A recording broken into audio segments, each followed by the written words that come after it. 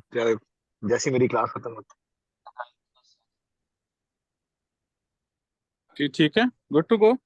Yes Aamir भाई। जी जी, बिस्मिल्लाह बिस्मिल्लाह करें अमर भाई। नहमदुहु व नसल्ली अला रसूलिहिल करीम, अम्मा बाद, फ़अऊज़ु बिल्लाहि मिनश शैतानिर रजीम, बिस्मिल्लाहिर रहमानिर रहीम।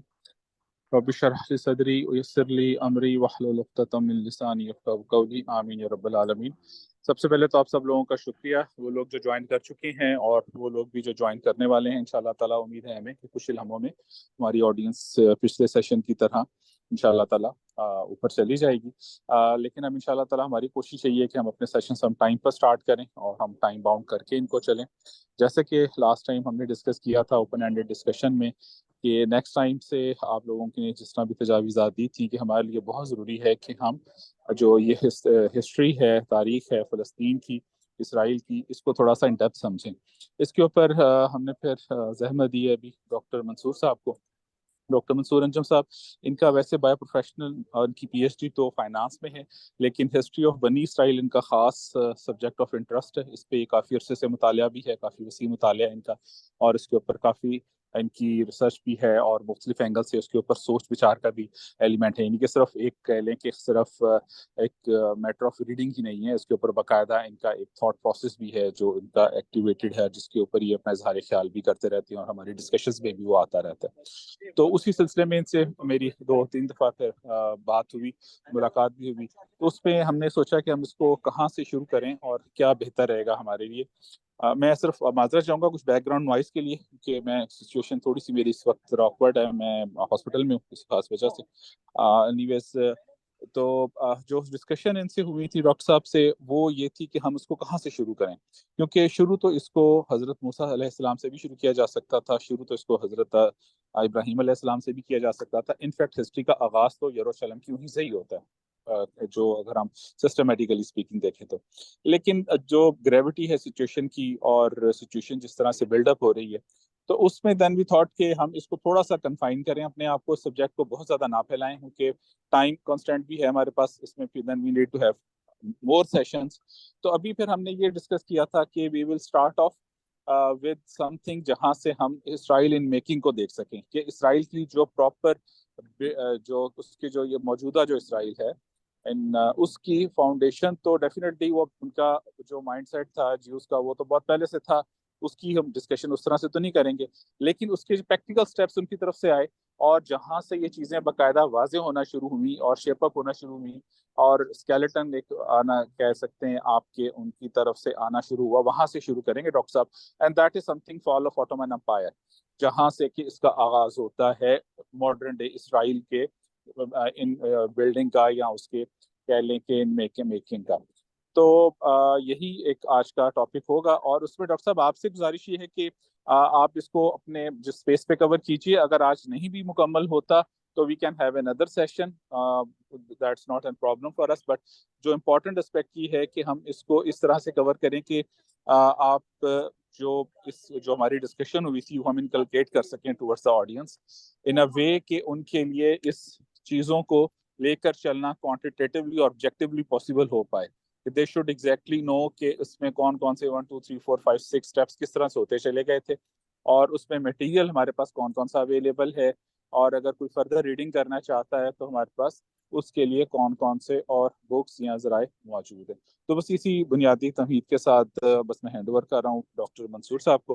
तो डॉक्टर साहब sir, over to you again. वही वाली बात दोबारा मैं रिपीट भी कर देता हूँ, अब आपके ऊपर है इस सेशन को, that is totally purely upon you, the way you feel convenient. आप एस्टिमेटेडली आप you can take up something around 70 minutes आप ले सकते हैं, 1.25 घंटा कह लें अप्रॉक्सीमेटली। उसके बाद 30 मिनट से क्वेश्चन आंसर सेशंस होंगे और हमारी पूरी कोशिश होगी कि हम इसको 10:45 और 11 के दरमियान इस सेशन को इंशाल्लाह ताला वाइंड अप कर दें।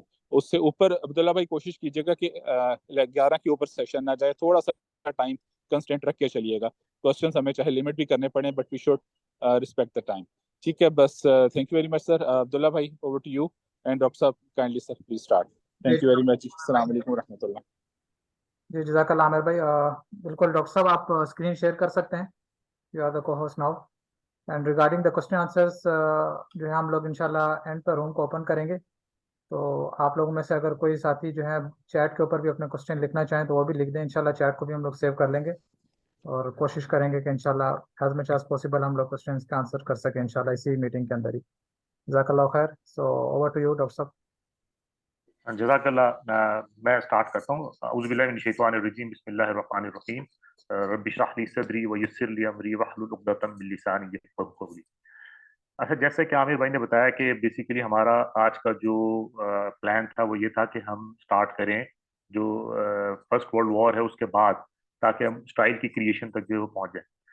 तो वहीं से हम बेसिकली स्टार्ट करेंगे डिटेल में, लेकिन मेरा ख्याल है वहां तक पहुंचने के लिए भी थोड़ी सी एक बैकग्राउंड ब्रीफ सा 5-10 मिनट्स का मैं चाहता हूँ कि वो बता दिया जाए, ताकि वहां पे आगे चीजों को कनेक्ट करने में ना कोई इश्यूज ना हो। जो मैं स्टार्ट बेसिकली करना चाहूंगा, अगर मैं वहां जाऊं जहां से कि ये डायस्पोरा इनका स्टार्ट हुआ 70 से, तो बहुत पीछे हो जाएगा। हम स्टार्ट करते हैं सल्तनत उस्मानिया का जब पार्ट बना फलस्तीन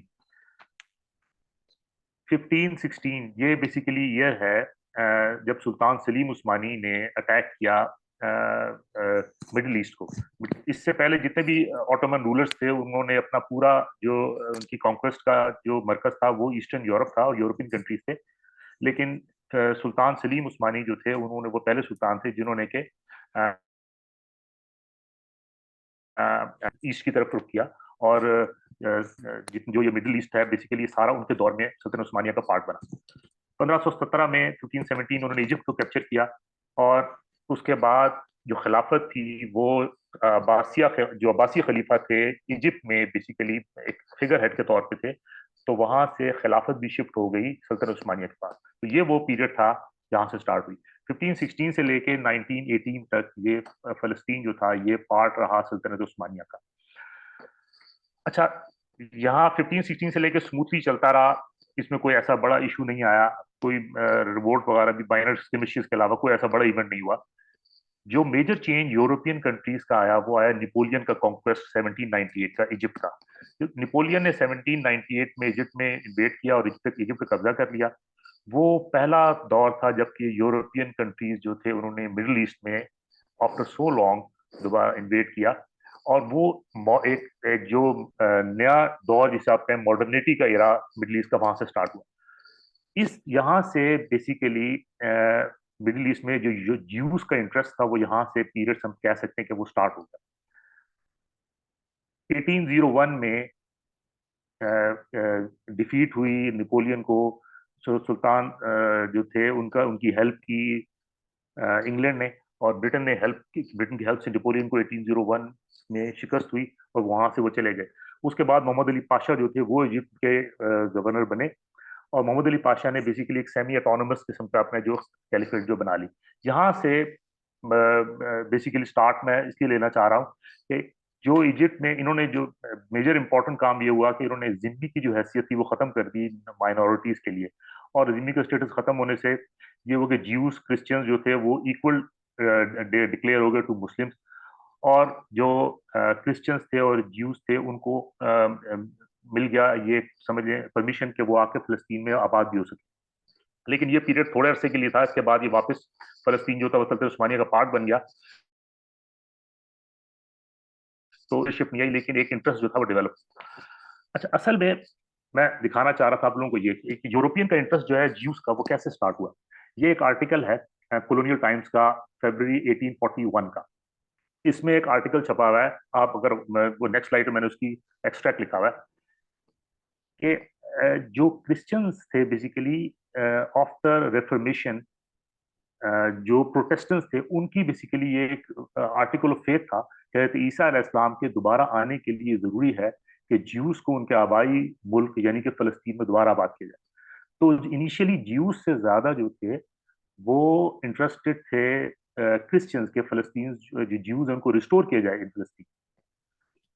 ये जो आर्टिकल है ये 1841 का मैं लिया है, आप नेट से डाउनलोड कर सकते हैं, ये मिल जाएगा आपको वहां पर कॉलोनियल टाइम्स के। इसके दरमियान में जो आर्टिकल है उसमें ये पूरा डिटेल लिखी हुई है, अपील की गई है टू क्वीन कि वो सपोर्ट करें ज्यूस को फलस्तीन में आबाद होने के लिए।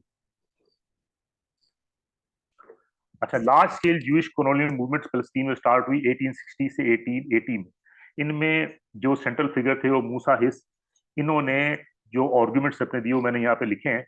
The Jews will always be alien to other people, their home and national centre is Palestine, a new social state based on Muslim principles should be established and the resolution of the Jewish problem will help establish global brotherhood। इसके पीछे उन्होंने eastern Europe में और basically European countries में ये movement start हुई, central Europe में, और वहां से ये अवेयरनेस क्रिएट होनी शुरू हुई 1860 से लेके 1880 तक। जो पहली कॉलोनीज स्टार्ट हुई वो 1882 से स्टार्ट हो गई, फर्स्ट कॉलोनी। अब इसमें जो स्टार्ट होने में जो बेसिकली इशू ये था कि जो रशिया और फ्रांस, रशिया में एक स्टार्ट हुआ रशियन प्रोग्राम्स, वहां पे उन्होंने रशिया ने जो इलाके सल्तनत उस्मानिया के कैप्चर किए थे, वहां ज्यूज क्योंकि सेटल थे, उन ज्यूज को वहां से उन्होंने, जब उन पे स्टार्ट हुई परसिक्यूशन, तो उन्होंने मूव किया दोबारा ऑटोमन टेरिटरीज में आने के लिए। तो ऑटोमन टेरिटरीज में आए तो ये 1882 जब बेसिकली वो स्टार्ट, तो पोलैंड से Jews of Poland settled 5 settlement, और इसमें उनको इनिशियली बड़े प्रॉब्लम भी हुए, लेकिन जो ज्यूज बैंकर्स और जो इन्फ्लुएंशियल लोग थे उन्होंने उनकी सपोर्ट की, और उसके बाद इनिशियली ये सेटल डाउन वहाँ पे होते गए, लेकिन आबादी जो थी वो इतनी ज्यादा नहीं थी।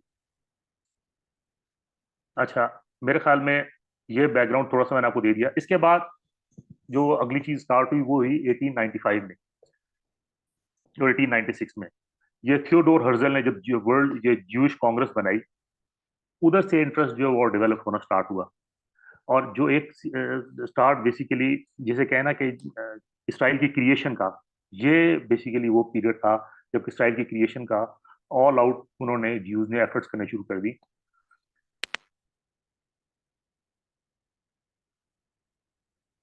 अच्छा, ये बहुत डिटेल हो जाएगी, इसको मैं स्किप कर रहा हूँ, ये हम इंशाल्लाह किसी और नेक्स्ट उसमें देखेंगे। अच्छा, नाउ अब हम आते हैं first world war. First world war में आने से पहले मैं थोड़ा सा बैकग्राउंड बताना चाहता हूँ। फर्स्ट वर्ल्ड वॉर में ऑटोमन अंपायर जो थी उसकी क्या सिचुएशन थी। ऑटोमन अंपायर बेसिकली अपनी जो ज़ैनत थी उससे तो पीरियड 150 साल पहले वो खत्म हो चुका था, और ऑटोमन अंपायर इतना ही बैकवर्ड टेक्नोलॉजिकली भी थी और एडमिनिस्ट्रेटिवली भी थी, और इसका जो टाइटल दिया गया था वो था सिक मैन ऑफ द यूरोप। अब इन तमाम इश्यूज में जो सबसे बड़ा एक और प्रॉब्लम था वो ये था पॉलिटिकल इंस्टेबिलिटी। 1890s में एक मूवमेंट स्टार्ट हुई कप्स के नाम से, जिसको यंग टर्क मूवमेंट कहते हैं। उन्होंने पॉलिटिकली, ये बेसिकली स्टार्ट हुई थी ग्रीस के अंदर, वहां से बेसिकली स्टार्ट हुई, और इन्होंने जो था वो टेक ओवर कर लिया सल्तनत उस्मानिया की, बेसिकली बागडोर उन्होंने संभाल ली, और 1908 में डिपोज कर दिया इन्होंने सुल्तान अब्दुल हमीद सेकंड को।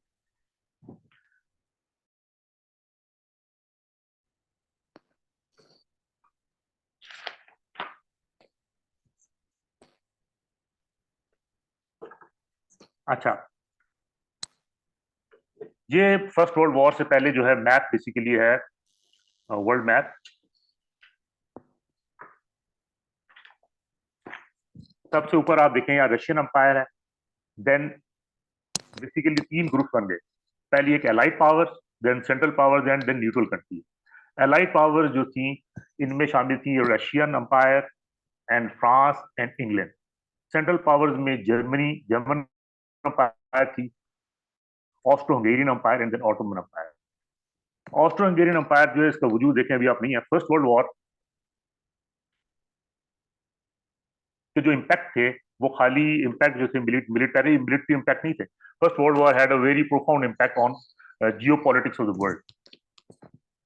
रशियन अंपायर कोलैप्स हो गई, ऑस्ट्रो हंगेरियन अंपायर है वो डिसमेंबर्ड हो गई, और जर्मनी जो है it loses her empire. Britain reign as a world great military and economic power, it was finished. Millions died in the war. War के बाद स्पेनिश फ्लू आया और US emerged as a world power. Ottoman Empire collapse हो गई। तो Muslims जो थे after world war they were at the lowest ebb of their political history. और सबसे इंपॉर्टेंट चीज ये है कि इंस्टीट्यूशन ऑफ खिलाफत जो था इट वाज अबॉलिश्ड। अच्छा, ये स्टार्ट कैसे हुई? Basically it was purely a European phenomena. और स्टार्ट ऐसे हुई कि ऑस्ट्रो हंगेरियन एम्पायर के जो हेयर थे आर्च ड्यूक फर्डिनेंड, वो उन्होंने विजिट किया सर्बिया में। सर्बियंस जो थे उन्होंने उनको कत्ल कर दिया। कत्ल कर असैसिनेशन के बाद सर्बिया जो था वो एलाय था रशिया का, और ऑस्ट्रो हंगेरियन एम्पायर जो थी वो एलाय थी जर्मनी की। इस चीज ने ट्रिगर किया और एक बेसिकली अलायंसेस बन गए जो रशिया, फ्रांस और इंग्लैंड, ऑस्ट्रो हंगेरियन एम्पायर जिनका अलायंस था। टर्की जो था इनिशियली वर्ल्ड वॉर 1 में न्यूट्रल था और किसी ग्रुप का पार्ट नहीं बन रहा था, लेकिन समहाउ जो टर्की था it was dragged into world war 1। Despite being a totally European phenomena, Turkey was dragged into World War. अब इसके क्या रीजंस हैं why Ottoman Empire entered World war 1? इसमें बहुत सारी थ्योरीज हैं। इसको मैं बेसिकली एक्सप्लेन करना चाहता हूँ कि ऐसा क्यों हुआ कि सल्तनत उस्मानिया जो है वो एंटर हुई वर्ल्ड वॉर 1 में। अच्छा, जब वॉर स्टार्ट हुई तो उस वक्त ऑटोमन सुल्तान थे महमद द 5th, और बेसिकली वो एक बिल्कुल फिगर थे, क्योंकि जो कंट्रोल था सल्तनत उस्मानिया का वो था यंग टर्क्स के पास। इनिशियली सुल्तान ने ट्राई किया कि न्यूट्रल रहे, लेकिन यंग टर्क्स जो थे और उन्होंने एक सीक्रेट ट्रीटी साइन की विद जर्मनी और सल्तनत उस्मानिया को वॉर में ड्रैग कर लिया। अच्छा, यंग टर्क्स की जर्मनी के साथ क्यों अलायंस इस तरह हुआ, इसके पीछे भी एक बैकग्राउंड है। देखें, जब टेक्नोलॉजिकली सल्तनत उस्मानिया जो थी वो बैकवर्ड हुई और ब्रिटेन ने और फ्रांस ने और रशिया ने हर तरफ से उसको प्रेस करना शुरू किया और उसकी टेरिटरीज बहुत सारी लूज हो गई, तो जो ओनली अलाय बचा था वो था Germany. German Empire came into being in 1871, एक एम्पायर जो के तौर पे जो बनी, और टेक्नोलॉजिकली वो उसने ब्रिटेन को डिफीट कर दिया टेक्नोलॉजिकली। इस तरह के जो जर्मनी था वो रेलवेज की जो बेसिकली है उसमें उसने बहुत एडवांसमेंट कर ली। ब्रिटेन जो था उसका वॉर फील्ड जो थे वो पूरी दुनिया में थे, वो नेवी उसकी बहुत स्ट्रांग थी।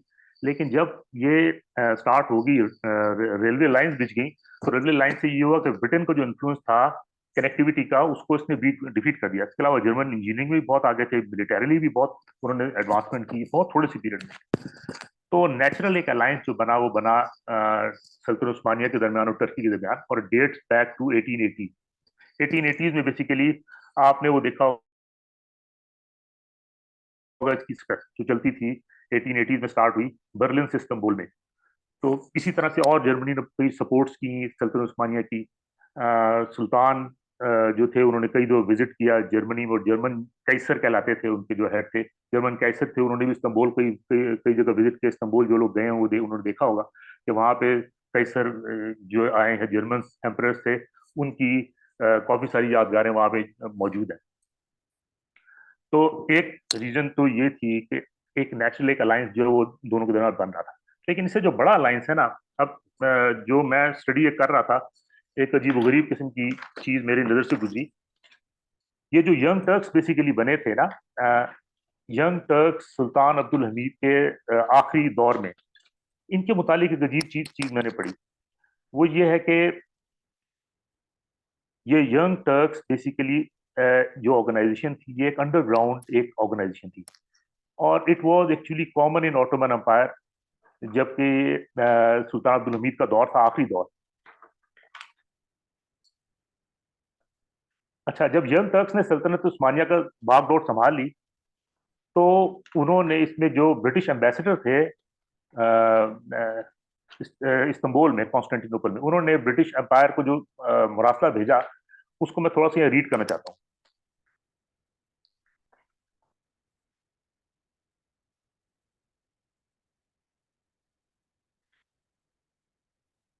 अच्छा,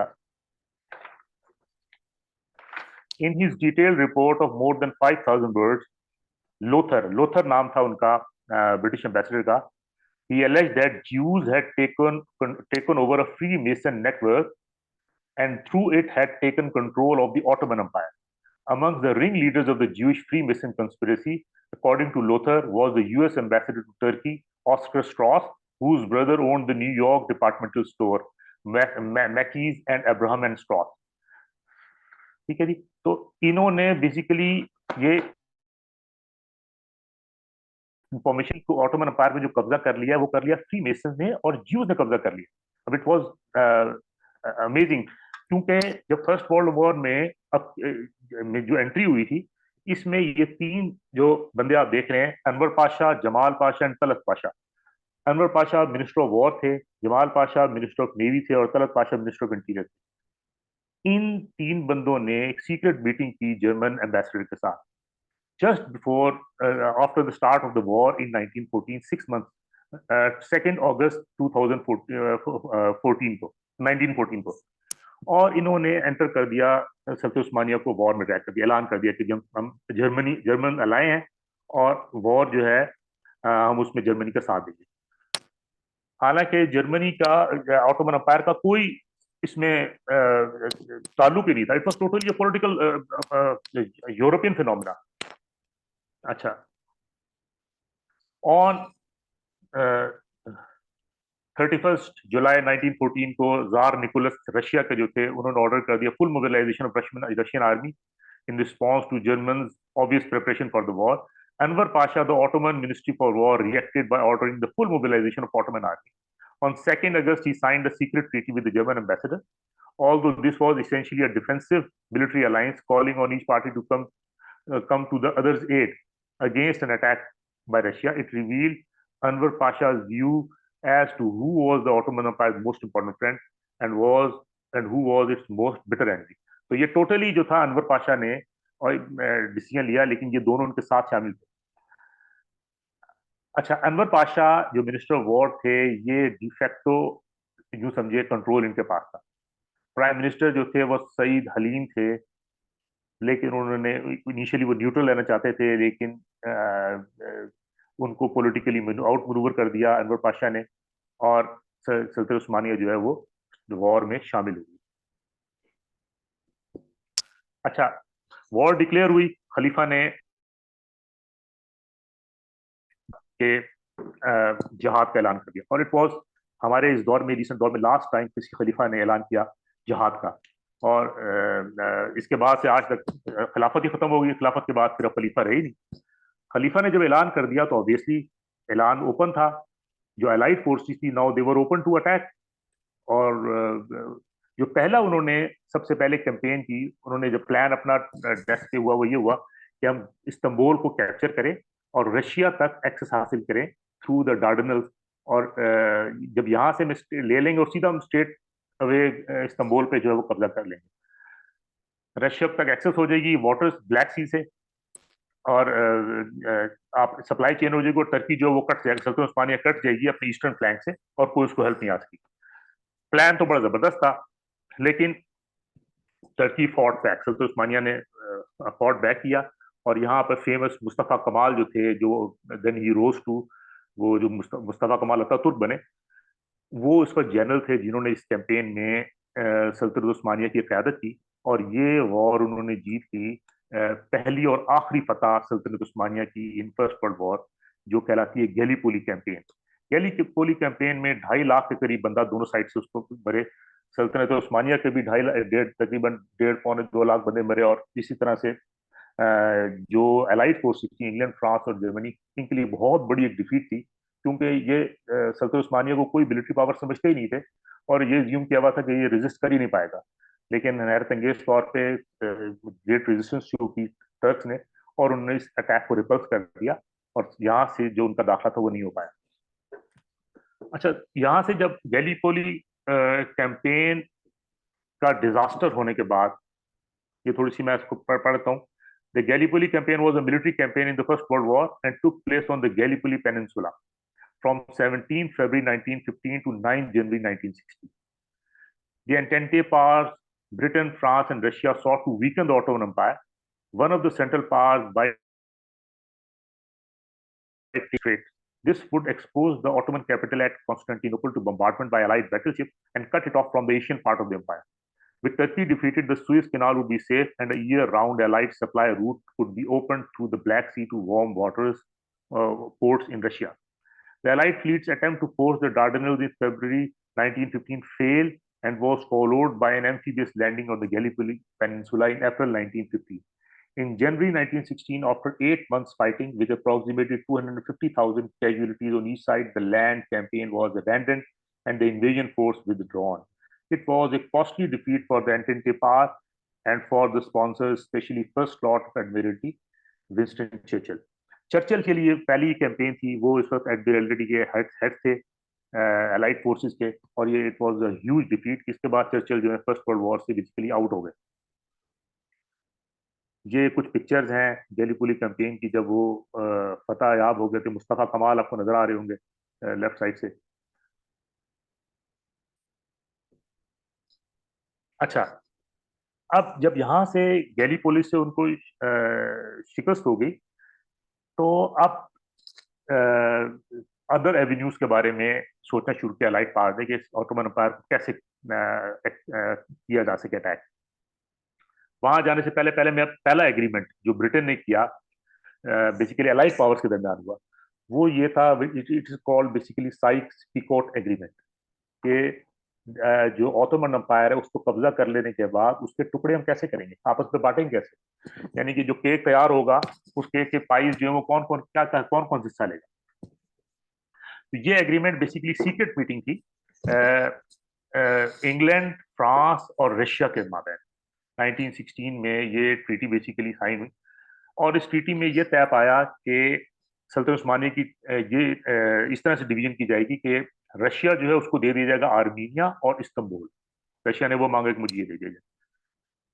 ब्रिटेन ने जो पार्ट मांगा वो मांगा, उसने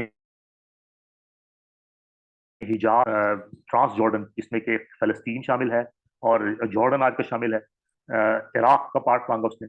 और फ्रांस जो था उसने डिमांड किया कि मुझे दे दी जाए सीरिया और लेबनान और कुछ हिस्सा जो टर्की का, ये पार्ट में बन जाए। अब ये साइक्स-पीकोट इसलिए कराता है कि सर मार्क साइक्स जो थे वो ब्रिटेन के डिप्लोमेट थे, ब्रिटिश डिप्लोमेट, और पीकोट जो थे वो फ्रेंच डिप्लोमेट थे। इन दोनों ने बेसिकली मिडिल ईस्ट ट्रैवल भी नहीं किया, सफर भी नहीं किया, उनको मिडिल ईस्ट के बारे में कुछ पता भी नहीं था।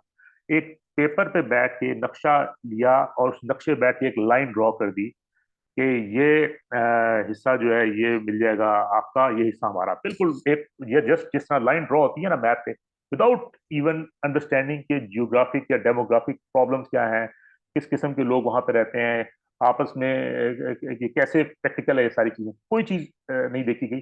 Just they drew a line और डिवाइड कर दिया इन्होंने बेसिकली मैप। ये मैप की मेरे पास तस्वीर इसकी मौजूद भी है। ये बेसिकली होता है साइक्स-पीकोट एग्रीमेंट। अब आप इसमें देख रहे हैं ब्रिटिश रूल का जो कलर है वो ये पिंक सा कलर है, इराक है, कुवैत है, और रशिया का आर्मीनिया, फ्रांस, सीरिया ने मांगा, जो बेसिकली सीरिया फ्रांस ने, ये बेसिकली मौजूद है, नक्शा आप देख सकते हैं। अच्छा, Sykes-Picot Agreement was a 1916 secret treaty between the United Kingdom and France with the assent from the Russian Empire to defend their mutually agreed spheres of influence and control in an eventual partition of the Ottoman Empire. अच्छा, अब ये public कैसे हुआ? ये secret agreement था। जब ये agreement हुआ, साथ में पैरेलली एक और एग्रीमेंट भी चल रहा था ब्रिटेन का, उस पर मैं अभी आगे भी आता हूँ। ये पब्लिक हुआ 1917 में, रशिया में आ गया बोल्शेविक रेवोल्यूशन, और जो रशियन एम्पायर के जार, उनको जार का तख्ता उलट दिया, और बोल्शेविक्स ने बेसिकली ये पब्लिक कर दिया। उन्होंने बताया कि जिस तरह होता है ना, नई गवर्नमेंट आती है वो अपनी पुरानी गवर्नमेंट के बारे में बताती है कि ये करती, सेम रशिया ने ये इसको पब्लिक कर दिया, और जो बताया कि जी देखें कई मल्टीपल जो एग्रीमेंट्स हो रहे हैं, ये भी एग्रीमेंट हुआ हमारे साथ, तो तब जाके पब्लिक हुआ। अच्छा, the agreement effectively divided the Ottoman provinces outside the Arabian Peninsula into areas of British and French control and influence. The British and French control countries were divided by the Sykes-Picot line. The agreement allocated to the UK control of what is today southern Israel and Palestine, Jordan and southern Iraq, and an additional small area that included the ports of Haifa and Accra to allow access to the Mediterranean. France was to control southern Turkey, northern Iraq, Syria, and Lebanon. Russia was to get Western Armenia in addition to Constantinople, and the Turkish state already promised under the 1915 Constantinople agreement. Sense नहीं है इतनी। अब्दुल्ला फिर भी शर्माता है। ये नहीं करता। Unmute your mics, please. अच्छा अच्छा, गैलीपोली से जब शिकस्त हुई तो उसके बाद जब नए एवेन्यूज जो है वो तलाश करने शुरू किए अलाइड पावर्स ने, तो उसमें सबसे पहले जो उनको चीज मिली वो मिली बेसिकली अरब रिवोल्ट। अरब जो थे ऑलरेडी इनके अंदर इनकी कॉरस्पॉन्डेंस एक सीक्रेट चल रही थी ब्रिटेन के साथ कि हम जो है वॉर में आपका साथ देना चाहते हैं और आप इसके बदले में हमें एक इंडिपेंडेंट अरब खिलाफत जो है उसका हमें वो दे दी जाए। लेकिन जो ब्रिटेन था उन्होंने इस चीज को बिल्कुल जो हमने घास डाली नहीं इनको इनिशियली जब वॉर स्टार्ट हुई तब। लेकिन जब गैलीपोली कैंपेन में शिकस्त होने के बाद ब्रिटेन को देन रियलाइज हुआ कि हम ये काम जो इस एवेन्यू को एक्सप्लोर करते हैं, ये एक एवेन्यू है जो है सल्तनत उस्मानिया को कंट्रोल कैप्चर करने के लिए बड़ी अच्छी रही। अच्छा, इसमें जो अरब रिवोल्ट्स में बेसिकली जो मेन प्लेयर थे वो थे शरीफ हुसैन ऑफ मक्का। मैं उनके बारे में थोड़ा सा बताता हूँ। Military uprising of Arab forces against the Ottoman Empire in the Middle Eastern theatre of the World war 1 on the basis of the McMahon-Hussein correspondence, an agreement between the British government and Hussein bin Ali, Sharif of Makkah. The revolt was officially initiated in Makkah on June 10, 1916. The aim of the revolt was to create a single unified and independent Arab state stretching from Aleppo in Syria to Aden in Yemen, which the British had promised to recognize. अच्छा, अब आते हैं पहले ये देखते हैं कि ये शरीफ हुसैन ऑफ मक्का थे कौन। He was actually the 40th descendant of Huzur sallallahu alaihi wasallam, और इनकी जो डायनेस्टी थी he was ruling Mecca for about 1000 years. He was governor of मक्का, लेकिन जितने भी लोग उनसे पहले आते रहे उस्मानियों से पहले, उन्हीं की डायनेस्टी में ही गवर्नरशिप रही मक्का की। तो ये एक ऑनर था जो उनके लिए उनको दिया गया। लेकिन जो इनके ये जो स्टेप था बेसिकली, इसने जितना नुकसान पहुंचाया अरब फौज को, रिवोल्ट जो सुल्तान उस्मानिया के खिलाफ हुई, उस ये जो अभी आज हम जहाँ बैठे हैं इसके बहुत बड़ी कॉज जो है वो ये भी है, ये अरब रिवोल्ट है।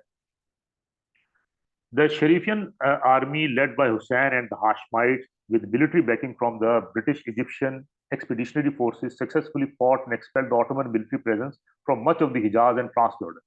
The rebellion eventually took Damascus and set up a short-lived monarchy led by Faisal, a son of Hussein. मैं इसको थोड़ा सा और एक्सप्लेन कुछ और फैक्ट्स भी बताना चाहता हूँ। जो कम्युनिकेशन स्टार्ट हुई बिटवीन शरीफ हुसैन और मक्का, इनकी जो कॉरस्पॉन्डेंस हो रही थी वो हो रही थी विद सर हेनरी मैकमैन, जो ब्रिटिश प्रोटेक्ट बेसिकली रिप्रेजेंटेटिव थे इन काहिरा। इजिप्ट पे कब्जा कर लिया था ब्रिटेन ने इन 1880, और उस वक्त यहाँ पर ब्रिटिश प्रोटेक्टरेट एक बना हुआ था कायरो में, जिसको के हेड करे थे इस जमाने में सर हेनरी मैकमैन। तो मैकमैन और हुसैन बेसिकली ये कहलाती हैं मैकमैन हुसैन कॉरस्पॉन्डेंसी। टोटल 10 कॉरस्पॉन्डेंसेज हुई between 14 July 1915 and June 1916। 10 correspondence. एक लेटर मैंने यहाँ पे कॉपी भी किया, ये रहा, ये भी आगे आ जाता है। ये इनका लेटर है 25 अक्टूबर 1915 का, जिसमें जो फाइनल लेटर उन्होंने कहा कि हम फर्दर, इसके बाद भी कुछ निगोशिएशन फाइन ट्यूनिंग चलती रही। ये एक निगोशिएशन था जिसमें उन्होंने ये रिकग्नाइज किया कि हम आपको खलीफा बना देंगे ऑफ यूनाइटेड अरेबिया। ठीक है, इसको अगर आप पढ़ना चाहें तो पढ़ लें। ये टू द शरीफ। पिछली स्लाइड दोबारा दिखा सकते हैं? जी, ये मैं पढ़ता हूँ अभी पिछली स्लाइड को।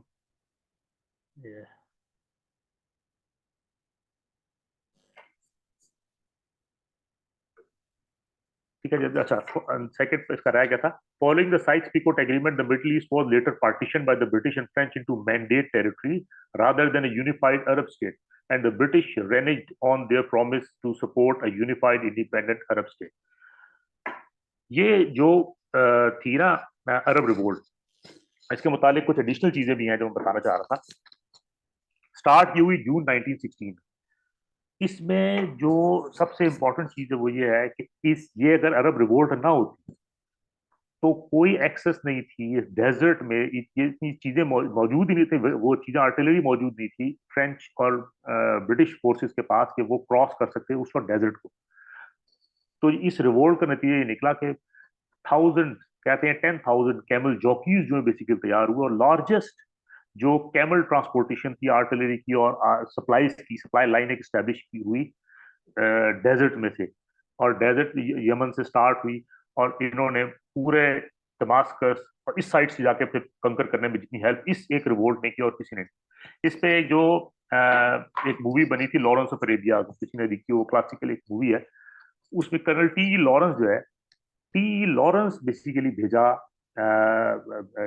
हेनरी मैकमैन ने उनके रिप्रेजेंटेटिव के तौर पे, और वो है डीलिंग करते रहे शेख शरीफ ऑफ मक्का से।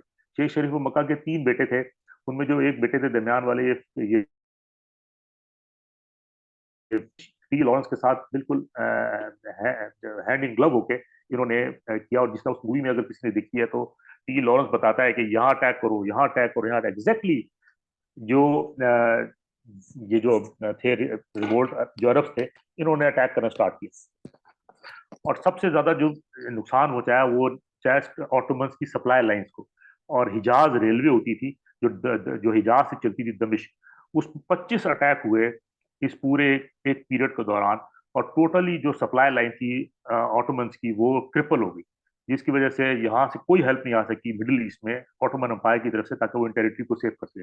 यानी कि यूं समझें कि इसको जो कहते हैं ना कैप्चर कराने में, मिडिल ईस्ट को जो हम आज बैठे रो रहे हैं, इस पूरे मिडिल ईस्ट को कैप्चर कराने में, मौजूदा सिचुएशन में पहुंचाने में इस अरब रिवोल्ट का मेजर रोल था। और ब्रिटेन गवर्नमेंट जब से ये रिवोल्ट स्टार्ट हुई जून से 2016 से लेकर जब तक एंड नहीं हुई, 280,000 पाउंड्स पर मंथ जो है वो देती रही, क्योंकि जितने रिवोल्ट करने वाले लोग थे खाली वो इस प्रॉमिस पे नहीं उन्होंने किया कि हमें यूनाइटेड अरेबिया मिल जाएगा, इस प्रॉमिस इसके अलावा उनको पैसे देने के लिए, रिश्वतें देने के लिए, वो पैसे दे के लड़ते रहे, इनका साथ देते रहे सल्तनत उस्मानिया के खिलाफ। ये है वो जो लेटर, इसको आप डिटेल में जो पढ़ सकते हैं। ये लेफ्ट पे तस्वीरें जी, ये शेख शरीफ ऑफ मक्का और ये हेनरी मैकमैन है और टी लॉरेंस, ठीक है जी, इन तीनों की फोटोग्राफ थी। अच्छा, 2 एग्रीमेंट मैंने आपको बता दिए, एक नंबर 1 साइक्स पिकोट एग्रीमेंट और नंबर 2 ये जो अरब के साथ जो मुआहदा हुआ। सेम लैंड 2 डिफरेंट ऑलरेडी आप देख चुके हैं, ठीक है। शेख शरीफ को ये बताया गया कि जी आपको हम यूनाइटेड अरेबिया का खलीफा बना देंगे, जबकि पहले ये डिसाइड हो चुका ब्रिटेन और फ्रांस और रशिया के दरमियान कि हम इसको इस तरह से आपस में डिवाइड करेंगे, हमारे जोन ऑफ इन्फ्लुएंस के अंदर ये होंगे।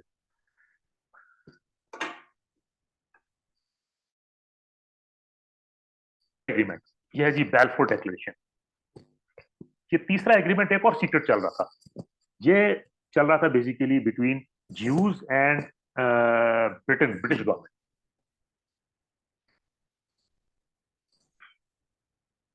It is famously known as Balfour declaration. अच्छा, क्वेश्चन अब ये है अराइज होता है कि ब्रिटेन को क्या जरूरत थी कि वो ज्यूज की हेल्प करे उनको फिलिस्तीन में बसाने के लिए। तो इसमें बहुत सारी कॉन्स्पिरेसी थ्योरीज भी हैं, लेकिन कुछ इंपॉर्टेंट फैक्ट्स भी हैं, जो फैक्ट्स मैं उन पर बात करता हूँ, बाकी कॉन्स्पिरेसी जो नजर आ रही है सामने। लेकिन सबसे पहली चीज तो ये है कि ज्यूज जो जो फाइनेंशियल जितनी भी स्टैंडिंग थी यूरोप में, ज्यूज बैंकर्स जो थे, they were the most rich people. तो ऑब्वियसली उनको जो रिसोर्सेज थे, अगर वर्ल्ड लड़नी है तो वर्ल्ड वॉर में जो रिसोर्सेज की जरूरत डेफिनेटली पड़नी है, तो ये डिपेंडेंट थे ब्रिटिश जो थे वो ज्यूज के ऊपर। नंबर 2, चेम वाइजमैन, ये थे वर्ल्ड ज्यूज कांग्रेस के एक मेंबर थे, फर्स्ट वो बने प्रेसिडेंट ऑफ फलस्तीन। वो एक ही वॉज अ केमिस्ट, और उन्होंने एक पेटेंट किया था एसीटोन के अंदर। एसीटोन जो है उस जमाने में वो इट वाज मेजर प्रोडक्ट जो कि बॉम्ब बनाने में इस्तेमाल होता था। जंग से पहले जो एसीटोन की ज्यादातर जो चीजें थी वो होती थी जर्मनी के अंदर, वहां से आती। जंग के बाद वो रूट जो है बंद हो गया। अब ब्रिटेन को चाहिए था बेसिकली एसीटोन, तो और इन्होंने वो पेटेंट हासिल किया चेम वाइजमैन। वाइजमैन वाज अ ज्यू और वर्ल्ड ज्यूइश कांग्रेस के मेंबर थे। ब्रिटेन ने उनसे एग्रीमेंट किया, वो एक बड़े इन्फ्लुएंशियल फिगर थे। कहा जाता है कि जब मीटिंग हुई, मीटिंग में तय हुआ कि मैं आपको ये जो एसीटोन है जितनी मिकदार में चाहिए वो आपको प्रोवाइड करूंगा। तो जब पेमेंट्स की बात आई तो उन्होंने कहा कि मुझे पेमेंट पैसों में नहीं चाहिए, he was already a billionaire. उन्होंने कहा I want my payment is फलस्तीन, फलस्तीन जो मेरी। तो एक तो ये है। तीसरी चीज ये हो सकती है कि जो होल्ड था वो बहुत ज्यादा था पॉलिटिक्स में भी, और उसमें जो वोट लेने के लिए जो गवर्नमेंट जो भी होती है उसको चाहिए होता है वोट लेने के लिए। तीसरा फैक्टर ये था कि उनकी सपोर्ट चाहिए, और जो लॉबी जितनी स्ट्रांग होगी ज्यूश लॉबी, जो वो इलेक्शन में सपोर्ट करेगी, उनके उनके वोट चाहिए। तीसरी ये चीज है। चौथी चीज ये है कि जो जिस जमाने की जंग हो रही है, जो ब्रिटेन जो जो गवर्नमेंट में लोग थे, British prime minister George Lloyd और उनके फॉरेन सेक्रेटरी, दे वर इवेंजेलिकल क्रिश्चियंस, और उनका तो बेसिकली अकीदा ये था कि ज्यूज को होली लैंड में बसाना हजरत ईसा की सेकंड कमिंग के लिए एक मैंडेटरी चीज है। तो ये तमाम फैक्टर्स मिलजुल के इन्होंने बेसिकली ये उसी लैंड के ऊपर ये एक डिक्लेरेशन हुई, जो बैलफोर डिक्लेरेशन कहलाती है, और उसको मैं पढ़ लेता हूँ। Dear lord Rothschild, I have much pleasure in conveying to you on behalf of his majesty's government the following declaration of sympathy with Jewish Zionist aspirations, which has been submitted to and approved by the cabinet. His Majesty's government view with favor the establishment in Palestine of a national home for the Jewish people and will use their best endeavors to facilitate the achievement of this object. It being clearly understood that nothing shall be done which may prejudice the civil and religious rights of the existing non-Jewish communities in Palestine, or the rights and political status enjoyed by Jews in any other country. I should be grateful if you would bring this declaration to the knowledge of the Zionist Federation. ठीक है जी, ये original text है जो law में। इसमें कुछ important चीजें आप जरा देखें। नंबर वन वो क्या है जी कि it being clearly understood that nothing shall be done which may prejudice the civil and religious rights of existing non-Jewish communities in Palestine. यानी कि कुछ ऐसा नहीं होगा, ज्यूइश होमलैंड मिलेगा लेकिन जो एग्जिस्टिंग लोग वहां रहते हैं उनके राइट्स और उन पर कोई भी समझौता नहीं होगा। नंबर टू, ये इसको अप्रूव किया था कैबिनेट ने। अब एक इंटरेस्टिंग चीज ये है कि उस वक्त ब्रिटिश कैबिनेट में एक ज्यू था, ओनली वन ज्यू, और उसने इस बेलफोर डिक्लेरेशन के अगेंस्ट वोट दिया। नोट में कहना यह था कि हम और जो मुसलमान हैं वो आपस में बहुत अच्छी तरीके से रहते रहे। अब इस डिक्लेरेशन के पास होने के बाद हम लोग मुसलमानों को भी दुश्मन बना लेंगे, और ये एक हिस्टोरिकल फैक्ट है कि ज्यूज हमेशा से, अगर उनको 70 सी में जब से वो निकले हैं, उनको अगर कहीं पे सुकून से रहना नसीब हुआ तो वो मुसलमान इलाकों में हुआ। ये जब निकले थे 70 सी में, तो जब स्पेन आजाद हुआ, स्पेनिश स्पेन में जब मुसलमानों ने स्पेन फतह किया, उस वक्त उनको बड़ा स्टेटस वहां पे, उरूज वहां पे मिला, और वो उस इरा को अपना कहते हैं गोल्डन इरा ऑफ डायस्पोरा। इसी तरह जो ऑटोमन अंपायर है, ऑटोमन अंपायर के अंदर भी उनको आज़ादी थी हर तरह की, कोई सब परसिक्यूशन नहीं थी। और उसी जमाने में आप यूरोप में अगर कंपेयर करें यूरोपियन कंट्रीज में, तो उनकी जो परसिक्यूशन होती थी इनकी, तो वो भाग के यहाँ जाते थे मुसलमानों के इलाके, सुल्तान उस्मानिया में मुसलमानों के इलाकों में आना पसंद करते थे। मुसलमानों के दौर में इनको आज़ादी रही हमेशा कि वो जाके फलस्तीन में विजिट भी करते थे और अपनी बात गाँव के में भी जाया करते थे। बाकी जिस जमाने में सलीबियों ने कब्जा किया हुआ था बैतुल मकदस के ऊपर, उस जमाने में सलीबियों ने ना सिर्फ मुसलमान बल्कि ज्यूज को भी कोई अलाउ नहीं करते थे, और वहां भी कत्लेआम में ज्यूज भी शामिल थे, मुसलमान दोनों बराबर उनके लिए मुजरिम थे। तो ये एक अजीब हैरत अंगेज बात है। अच्छा, दूसरी चीज बड़ी इंटरेस्टिंग ये है, इस जमाने में अमेरिकन ज्यूज की तरफ से कोई सपोर्ट नहीं थी एक अलग फलस्तीनी स्टेट बनाने, इसराइल के क्याम के लिए कोई सपोर्ट नहीं थी। उनका कहना यह था कि हम यहाँ पे एडजस्ट हो चुके हैं, एक्लेमेटाइज हो चुके हैं, बिला वजह जाके वहां पे इतनी दूर कौन आबाद होगा, क्या होगा। लेकिन ये ऐसी टर्न ऑफ इवेंट्स हुए फर्स्ट वर्ल्ड वॉर के बाद सेकेंड वर्ल्ड वॉर में, कि ब्रिटेन फर्स्ट वर्ल्ड वॉर में ब्रिटेन की सपोर्ट में खड़ा रहा, और सेकेंड वर्ल्ड वॉर और उसके बाद अमेरिका जो उनकी सपोर्ट में खड़ा रहा, और आज जो है ये नतीजा हम आज देख रहे हैं। बहरहाल ये इवेंट्स में आस्ते आस्ते आगे प्रेजेंटेशन चलती है तो और चीजें भी कई क्लियर होती जाएंगी। अच्छा, ये सब होने के बाद, अच्छा उस्मानिया जो है it fail. Fall of Baghdad 11 March 1917, फलस्तीन कैप्चर हुआ 11 दिसंबर 1917, दमास्कस दमिश्क जो सीरिया में है कॉन्कर्ड बाय 1 अक्टूबर 1918, और कॉन्स्टेंटिनोपल वाज ऑक्युपाइड ऑन 13 नवंबर 1918। इस तरह सल्तनत उस्मानिया जो है उसके सारे हिस्से बकरे हो गए और बिल्कुल एलाइड पावर्स का उस पर कब्जा हो गया। ये छपा अखबार में अगले दिन हेरल्ड में, Jerusalem is rescued by British after 673 years of Muslim rule. General Allenby encircling armies cut out all help and surrender follows. Great rejoicing in the Christian world. अच्छा, एक चीज इंटरेस्टिंग और भी है कि जनरल एलन बी ने तब attack किया फलस्तीन में जब उनको पता लग गया कि जो अरब रिवोल्ट ने उतना असर दिखा दिया कि अब सल्तनत उस्मानिया के पास कोई और तरीका नहीं है कि वो फलस्तीन को जो बचा सके। और British prime minister George Lloyd ने ये कहा जनरल एलएनबी को, आई वांट फलस्तीन बिफोर क्रिसमस। क्रिसमस थी 25 दिसंबर को और ये फतह हो गया जी 11 दिसंबर को, उन्होंने जो है वो दे दिया तोहफा अपने लोगों को। General LNB march on foot, उन्होंने नंगे पांव, वो जब फतह हुआ नंगे पांव दाखिल हुए बैतुल मकदस में, और बैतुल मकदस में उन्होंने तकरीर की। तकरीर में उन्होंने कहा, ये तकरीर मौजूद है, आप यूट्यूब पे जाके देख सकते हैं, बड़ी इंपॉर्टेंट अच्छी डॉक्यूमेंट्री थी, ब्लड एंड ऑयल, उसमें ये सारी इनकी तकरीर जो है वो ऑडियो उसकी आप देख सकते हैं, वीडियो बल्कि देख सकते हैं।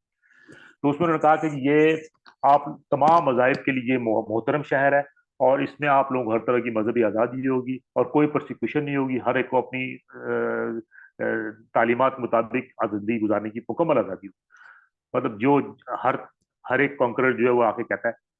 तो यही जनरल एलएनबी ने भी उस वक्त कहा।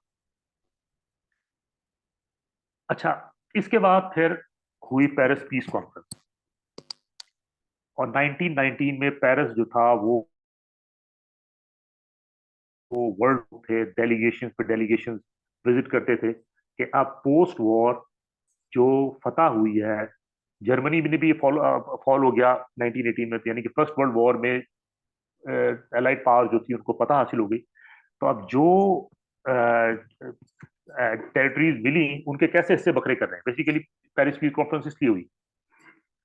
तो इस पीस कॉन्फ्रेंस में बहुत सारे एग्रीमेंट्स हुए, जो हमें मैटर करता है बेसिकली वो उस पर हम बेसिकली बात कर लेते हैं। Paris Peace Conference was an official meeting of the victorious allies in 1919 and 1920 after the end of World War I to set the terms of peace for the defeated Central Powers. Under the influence of the leaders of Britain, France, and United States and Italy, this resulted in 5 controversial agreements in which parts of Europe and Asia, Africa, and Pacific islands were mapped and financial penalties were imposed. Diplomats from 32 countries and nationalities attended the conference.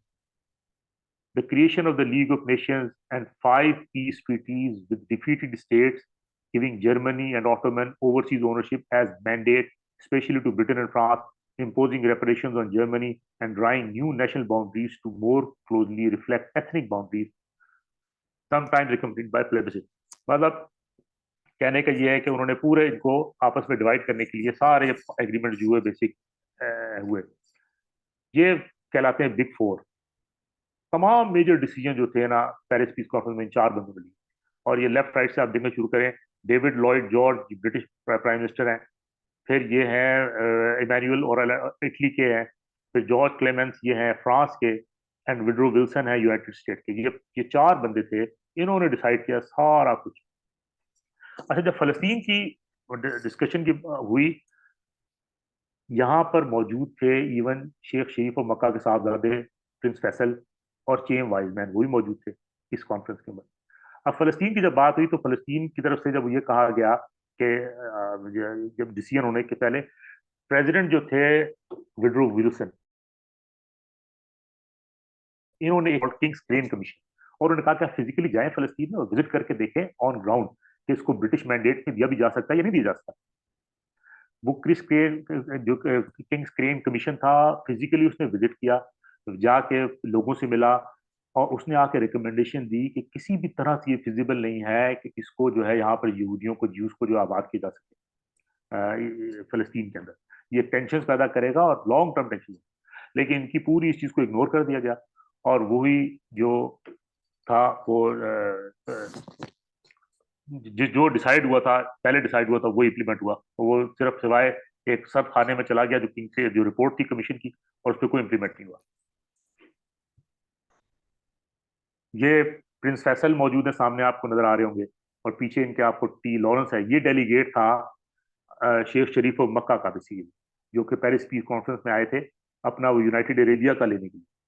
अब इनका अंजाम ये हुआ कि शेख शरीफ of मक्का को हिजाज की जो थी वो सप्लाई दे दी गई, और इनके 3 बेटों में डिवाइड हो गया। पहले इनके एक बेटे थे अब्दुल्ला, उनको दे दिया गया ट्रांस जॉर्डन का इलाका, ये जॉर्डन जो आप जिसको ट्रांस जॉर्डन जॉर्डन जिसको आप बोलते हैं, वो इलाका इनको दे दिया गया। एक दूसरे बेटे थे जो प्रिंस फैसल, इनको दे दिया गया दूसरा इलाका इराक का, और एक तीसरे बेटे थे उनको भी एक इलाका दे दिया गया। 3 बेटों को उनके एक छोटे छोटे इलाके जो बांट दिए। लेकिन वो उनकी जो शेख शरीफ की जो चलता रहा वो सिर्फ 1 साल चलता रहा। 1 साल के बाद ब्रिटेन ने किक आउट किया, और सऊद फैमिली जो भी मौजूद है मौजूदा, उसको दोबारा एजाज पर जो वो बना दिएगा किंगडम जो उनको दे दी, और वो भी अंडर इन्फ्लुएंस ऑफ ब्रिटेन रहे फॉर बेटर पार्ट। और अभी तक आपको पता है वो चल रहा है, पहले इंग्लैंड था, अमेरिका है, उसके इन्फ्लुएंस में चल रहे हैं पूरा। अच्छा, ये थी स्टोरी जी पूरी फर्स्ट वर्ल्ड वॉर के बाद सुल्तान उस्मानिया के जो हिस्से बकरे थे उस। अब आ जाते हैं फलस्तीन as British mandate post world war 1। थोड़ा सा इस पर भी हम बात कर लेते हैं। Establishment of Hajjana 1920. In 1920, only 3% of Palestine's population was Jewish. ये पहले तो फैक्ट्स हैं, कुछ मैं आपको बता दूं। 3% सिर्फ पॉपुलेशन थी जो कि फलस्तीन।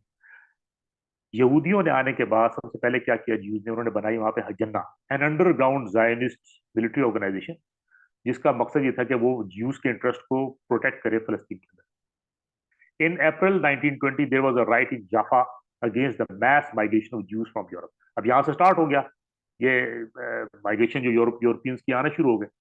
तो 1920 में जो लोकल जो थे उन्होंने इसको अपने हुकूक के ऊपर एक वो समझा के ट्रांसग्रेस हो रहे हैं, तो उन्होंने एक स्ट्राइक जो कर दी।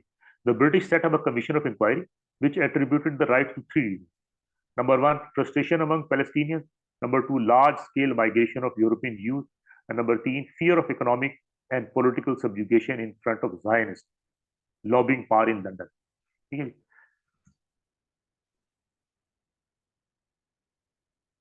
अच्छा, not all British were bought into the plan. Lord Curzon जो थे, he was the successor of Balfour. उन्होंने जो ब्रिटिश फॉरेन सेक्रेटरी, उन्होंने एक ये नोट लिखा है, नोट में आपको पढ़ा दिखाना चाहता हूँ। He wrote, while wise man tells you one thing and you are thinking in terms of a national Jewish homeland, here's something quite different in mind. He envisages a Jewish state and a subject Arab population governed by Jews. He is trying to bring this about, screened and protected by the British guarantee. ठीक है, देखें जी। अब Lord Curzon ने, उनको clear cut पता लग गया कि ज्यूज का बेसिकली एजेंडा क्या है, वो चाहते क्या है। वो चाहते ये है कि वो हुकूमत करें और अरबों को अपना गुलाम बनाए, मतलब सब्जेक्ट पॉपुलेशन के तौर पर बने, और इसको जो गारंटी दे वो ब्रिटिश गवर्नमेंट। अब ये नोट लिखने के बाद लॉर्ड कर्जन की पोस्टिंग हो गई, इंडिया चले गए वो। 1922 में ब्रिटिश सेंसस हुआ फलस्तीन में, और 98% उसमें मुस्लिम थे, 11% ज्यूइश पॉपुलेशन थी, 9.6 1.4% द्रुजी थे। अब इसको ये स्टैट्स इसी तरह से ब्रिटेन ने पब्लिश किए फलस्तीन का। अब आप गौर अगर करें तो आपको पता होना चाहिए कि ये जो मुस्लिम क्रिश्चियन दुरूजी ये कोई नए नहीं थे, ये all of them they were Arabs. यानी कि दूसरे अल्फाज में 89% जो पॉपुलेशन थी वो अरब्स की थी, और 11% ज्यूज थे। और इन ज्यूज 11% जो है वो भी उनमें से कुछ ऐसे जो नेटिव ज्यूज हैं, जो पहले से आबाद थे, माइग्रेट को करके जो लोग आए थे वो अलग थे। ये है 1922 की स्टैट्स जो।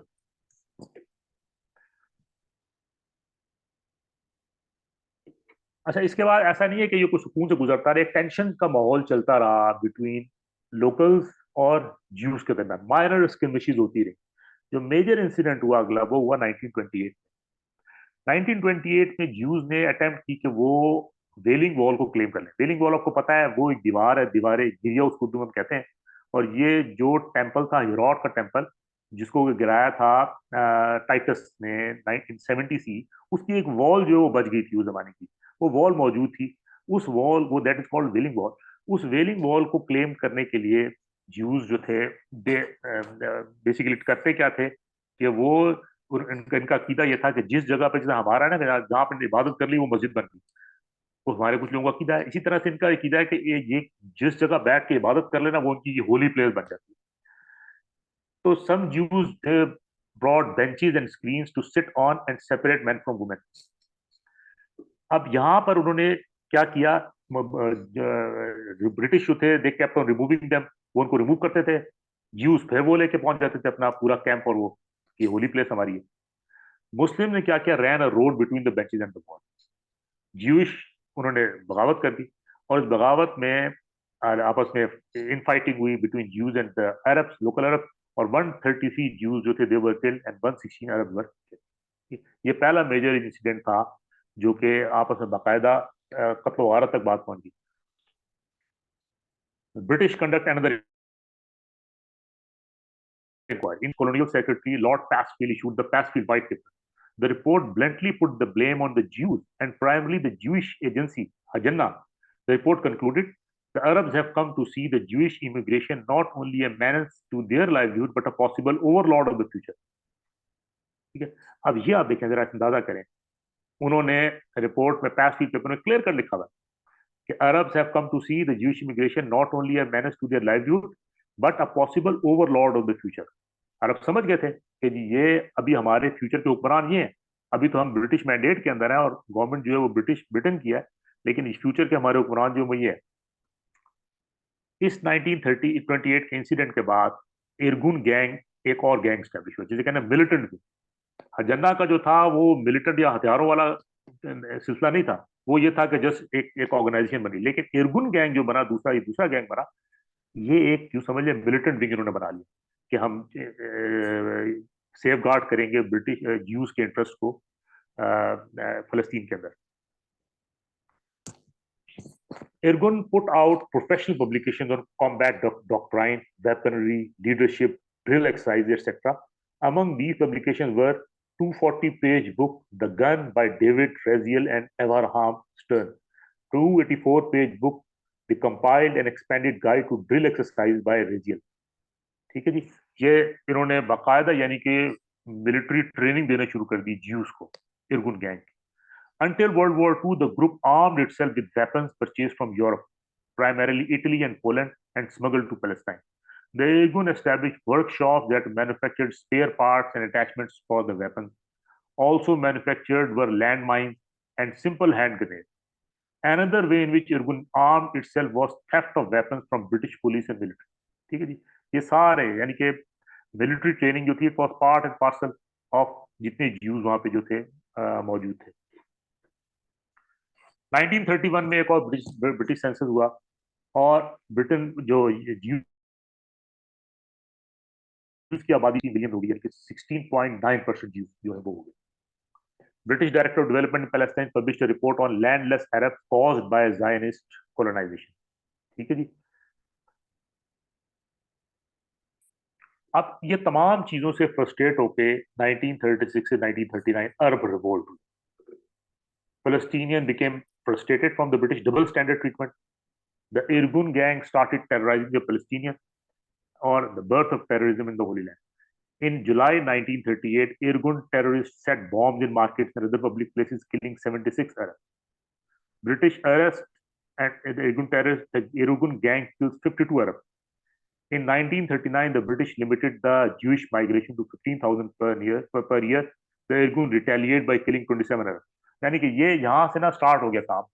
अरबों ने भी रिवोल्ट कर दिया, लेकिन अरब जो थे उनके पास रिस्ट्रिक्शन ऐसी थी कि कोई जदीद हथियार उनके पास नहीं थे, कोई मिलिट्री ट्रेनिंग ऐसा नहीं थी, और दे वर अनआर्म्ड, बिल्कुल अनआर्म्ड किस्म के लोग थे। अच्छा, ये एक सिग्निफिकेंट स्टेप था कि ब्रिटेन ने ये कहा 1939 में कि ज्यूइश इमिग्रेशन जो वो 15,000 पर ईयर से ज्यादा जो है वो नहीं हो इसराइल के फलस्तीन के अंदर। लेकिन 1939 was the start of World War two. World War two जो था वो एक और बड़ी आजमाइश के तौर पे आया फलस्तीन के मुसलमानों पर। और वो क्या हुई कि ईस्टर्न यूरोप में जब जर्मनी जो था इट रोज टू पावर, और वहां पे ज्यूज पे शुरू हुई परसिक्यूशन, और बड़ी पैमाने पे उनको जो हॉलोकॉस्ट चैम्बर्स में उनको हिटलर ने तशद्दुद का निशाना बनाना शुरू किया, तो वहां से मास माइग्रेशन स्टार्ट, और अगेन वो माइग्रेट होकर कहाँ आते, फलस्तीन। अच्छा, ये एक और देख लें, बिन गोरियान ने 1938 में एड्रेस जो किया, उसने क्या कहा, let us not ignore the truth among ourselves, we are the aggressors and they defend themselves. ठीक है जी, एक थोड़े सा summary then, from 1900 to 1939 Zionist colonies in Palestine increased from 1922 to 1939. Jewish land holding, largely through bogus and forceful methods, went from 148,000 acres to 383 250,000 acres, a 250% increase उसमें हुआ. From 1918 to 1939, Jewish population in Palestine increased from 60,000 to 429,000, 700% increase. Still up to 1939, the Jewish population was only 28% of the total population in Palestine. ठीक है जी, this is the fact.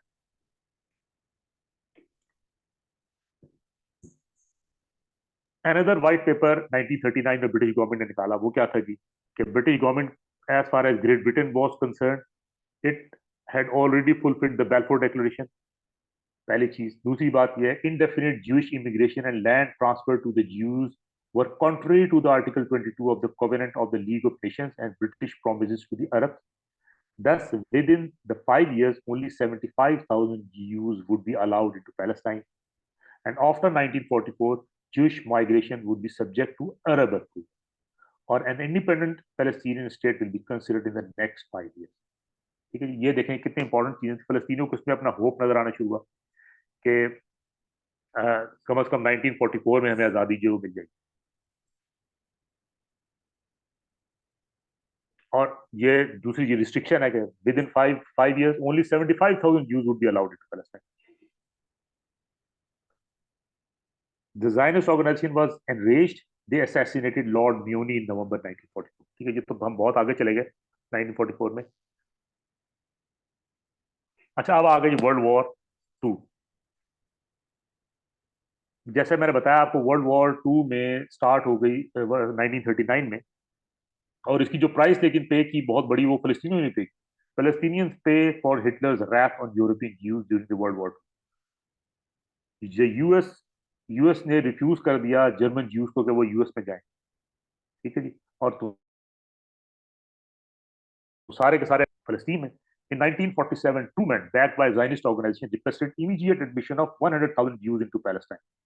The British responded by yes, but after the Zionists disbanded the 65,000 underground Irgun men.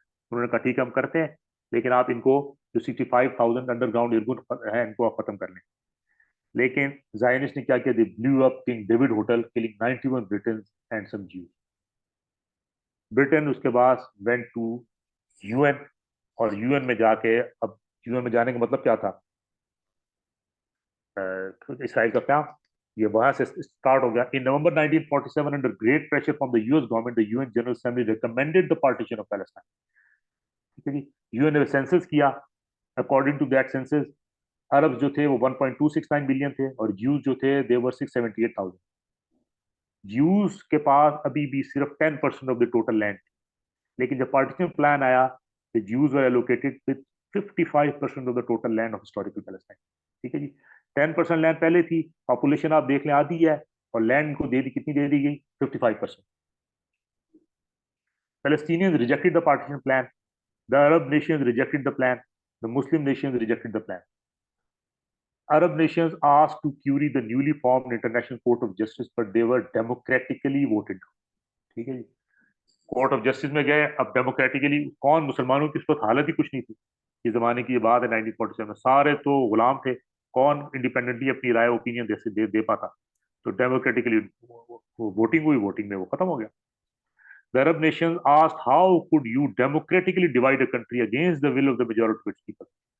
लेकिन सुनने वाला कोई नहीं है. Democratically आप एक कंट्री कैसे डिवाइड कर सकते हैं, उसके लोगों की, उसके बगैर, मेजोरिटी की विल के बगैर. अच्छा, अप्रैल 1948 इरगुन टेररिस्ट, अब यहाँ से स्टार्ट हो गया वो जो कहते हैं नकाबा। 1948 में Irgun terrorist raid in the village of Deir Yassin early in the morning. According to Zionist Arab women, children and elderly men were massacred while their husbands were working in the field. ठीक है जी, ये 1948 में अप्रैल में ये काम start हुआ। The record shows that even unborn children inside the womb of their mothers were butchered. ये जितनी सफाकियत उस वक्त ये दिखाया इरगुन ने, बेसिकली डर और दहशत क्रिएट करने के लिए लोकल पॉपुलेशन के अंदर। The Irgun terrorist command sent a message to its men as in Deir Yassin so everywhere. ठीक है जी, यानी कि जैसा आपने तशद्दुद किया डेर यासीन में, ऐसा पूरे फलस्तीन में स्टार्ट कर दें। और जेम वाइजमैन ने इस पे क्या कमेंट किया, जो फर्स्ट प्रेसिडेंट थे इसराइल के, it was a miraculous clearing of the land. ठीक है जी, आज भी यही जो सोच है सारी, आप देख रहे हैं, यही हो रही है जो आजकल गजा में हो रहा है। यही वर्डिंग है, यही चीजें सारी स्टार्ट हो रही है। तो ये उनका कहना ये था, बेगुनाहों को इस तरह कत्ल कर देना और इस तरह मैस मर्डर कर देना, it was termed as miraculous clearing of the land. Deir Yassin cemetery was later bulldozed to make way for Jewish-only highway. The streets were named after the Irgun units that massacred the women, children, and elderly people. This is how this Israel was established, and this is the plain, undeniable truth.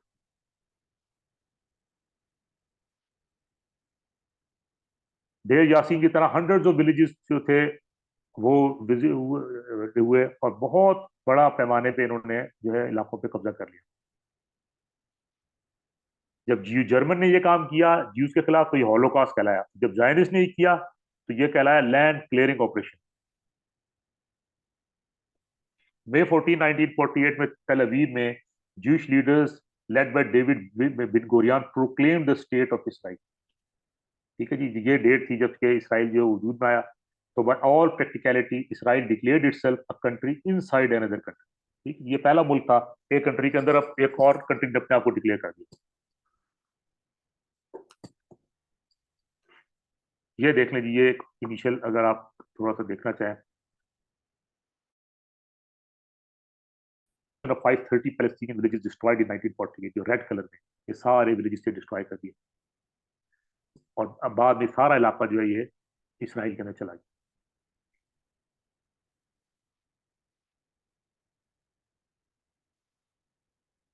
On May 20th, 1948 UN ने appoint किया special mediator Israel और अरब के दरमियान में, और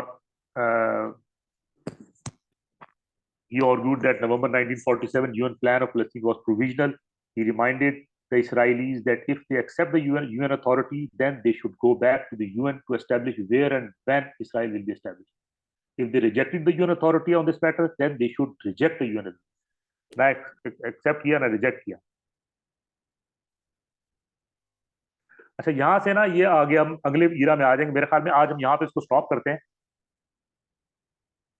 session को, ताकि जो नेक्स्ट इसके बाद है ना वो हम किसी और सेशन में कर पाए, वो और एक डिटेल टॉपिक नया स्टार्ट हो जाएगा। जी जज़ाकल्लाह डॉक्टर साहब। ठीक है, इंशाल्लाह इसको यहाँ पर ही देख लेते हैं, नेक्स्ट सेशन में इंशाल्लाह करते हैं। ये जो इसराइल का आपने जहाँ पर क्या बताया है ना वहाँ से आगे इंशाल्लाह हम लोग नेक्स्ट में चलते हैं। तो उससे पहले कि इंशाल्लाह काफ़ी क्वेश्चंस आए हुए हैं, तो आई होप हम लोगों को रूम अब ओपन करना चाहिए। सफवान भाई, क्या आप चैट आप देख रहे हैं?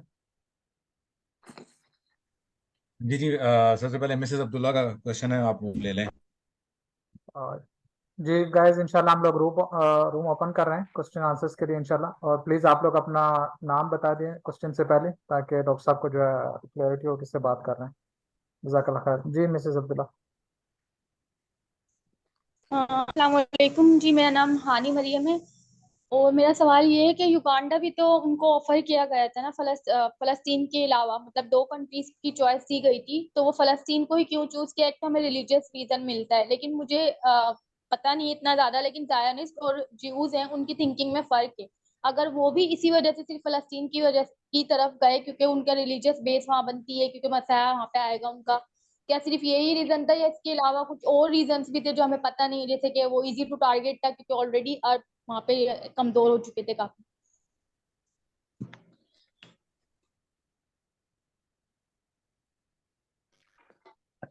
देखिए युगांडा वाला जो है ना, मैंने वो पहले स्किप किया मैं, लेकिन मेरे ख्याल में वो मैं कर दिखा दूं, एक मिनट।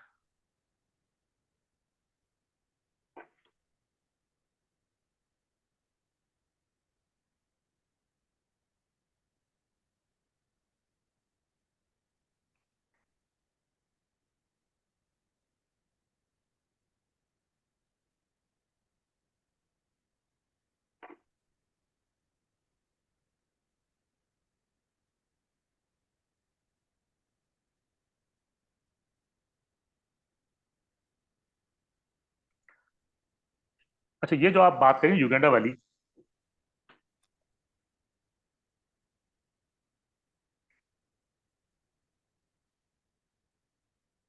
एक मिनट,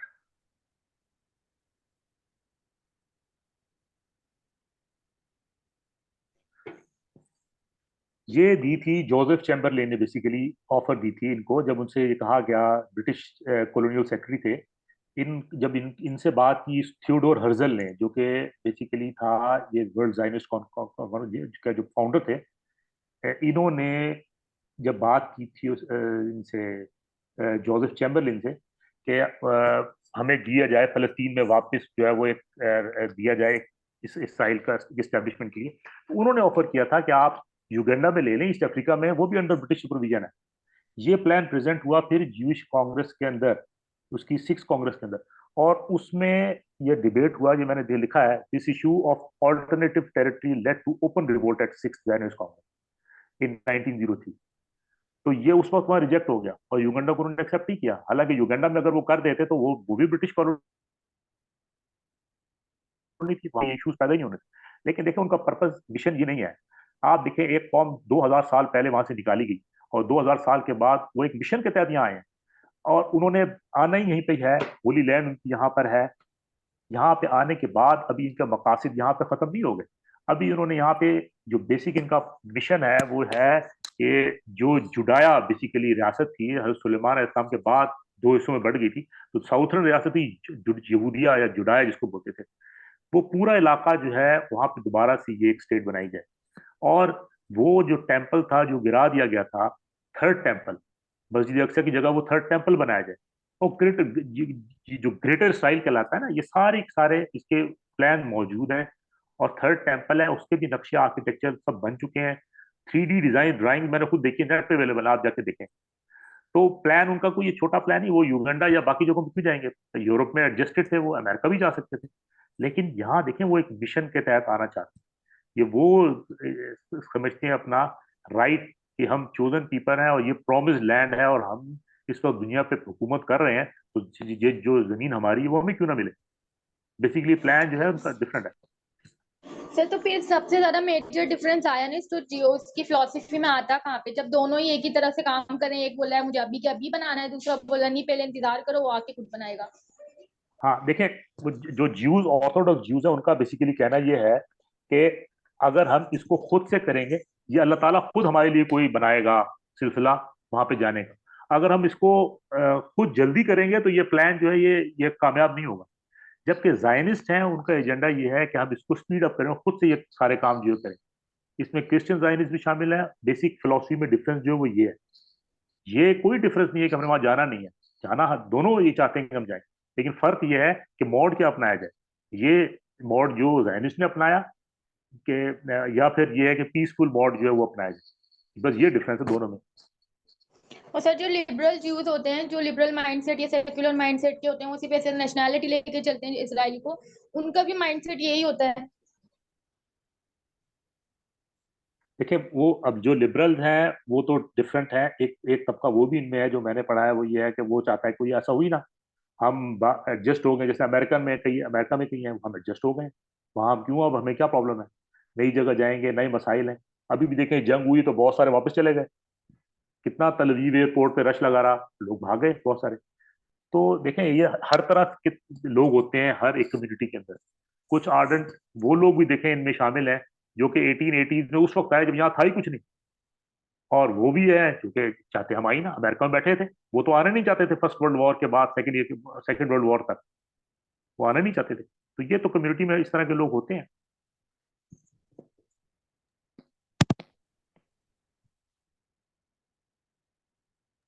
जी जज़ाकल्लाह। फरवा सरफराज, माइक अनम्यूट कीजिए। जी अस्सलाम वालेकुम। वालेकुम अस्सलाम। सर मेरा सवाल ये है कि why we say Gallipoli campaign the first and last victory of Ottoman Empire when it became an empire, so it is obvious that it has gone through some victories. So why we say Gallipoli campaign the first victory? Question is not about being the last victory, that is obvious, but the question is about the first victory. Why we say it the first victory? नहीं, मैं clear करता हूँ। Ottoman Empire after the start of First World War, it was the first and the only victory of Ottoman Empire. Basically मेरा वरना Ottoman umpire जब बनी थी, ये बनी स्टार्ट तो बेसिकली आपने वो फेमस ड्रामा भी आता रहा दरिस अर्तुगरुल का, ये तो बनी थी उस्मान ने जो उनके बेटे थे अर्तुगरुल के 1300 में स्टैब्लिश की, और उन्होंने छोटे से इलाके से स्टार्ट किया एशिया माइनर से, और अपनी पीक पे जितनी उन्होंने फतूहात की, तो पीक पे उसमें जो जो कंट्री शामिल थी, ईस्टर्न यूरोप का अच्छा खासा जो ईस्टर्न रोमन अंपायर थी उसका पूरा चंग उनके पास था, मिडिल ईस्ट उनके साथ था, नॉर्थ अफ्रीका पूरा ऑटोमन अंपायर का पार्ट था। जबकि फर्स्ट 300 ईयर्स तक दुनिया में उनके पावर का पैरेलल कोई मुल्क था ही नहीं, ओनली सोल सुपर पावर उस इट ऑल डिक्लाइन जो बेसिकली स्टार्ट हुआ वो तो 1700 से स्टार्ट हुआ, जब उनमें गिरावट आ गई, कई मसाइल पैदा होने शुरू हो गए, बैकवर्ड होने शुरू हो गए, टेक्नोलॉजिकली पीछे रह गए, तो उसके बाद से डिक्लाइन आना स्टार्ट हुआ ग्रेजुअली, और दे स्टार्टेड लूजिंग टेरिटरी। और जब फर्स्ट वर्ल्ड वॉर स्टार्ट हो रही थी तो already they had already lost a lot of their territory. East Africa जो था वो सारा खत्म हो चुका था, फ्रांस के पास चला गया, कुछ इंग्लैंड के पास चला गया, इस तरह ईस्टर्न यूरोप वो पूरा का पूरा इनसे निकल गया था। उसमें ये बल्कान की जो वॉर हुई थी फर्स्ट वर्ल्ड वॉर से बिल्कुल पहले, जो बकिया थे वो भी सारे निकल गए। बेसिकली इसी वजह से ही रशिया ने इसमें एक रोल प्ले किया था, तभी तो ऑटोमन अंपायर जो था फर्स्ट वर्ल्ड वॉर में शामिल होने की एक रीजन ये भी थी। तो मेरा कहने का मकसद बेसिकली ये था, फर्स्ट वर्ल्ड वॉर के बाद first and the last only victory was Gallipoli. Right जज़ाकल्लाह खैर। जज़ाकल्लाह डॉक्टर साहब। सफवान भाई, जो कोई कॉमन क्वेश्चन आपने चैट में से अगर देखना हो तो वो आप बताएं, उनको आंसर कर देते हैं जब तक कोई और हैंड रेज होता है। जी एक क्वेश्चन है, वो कह रहे हैं कि is this narrative that Palestinians sold their land correct and Israel is just claiming their land?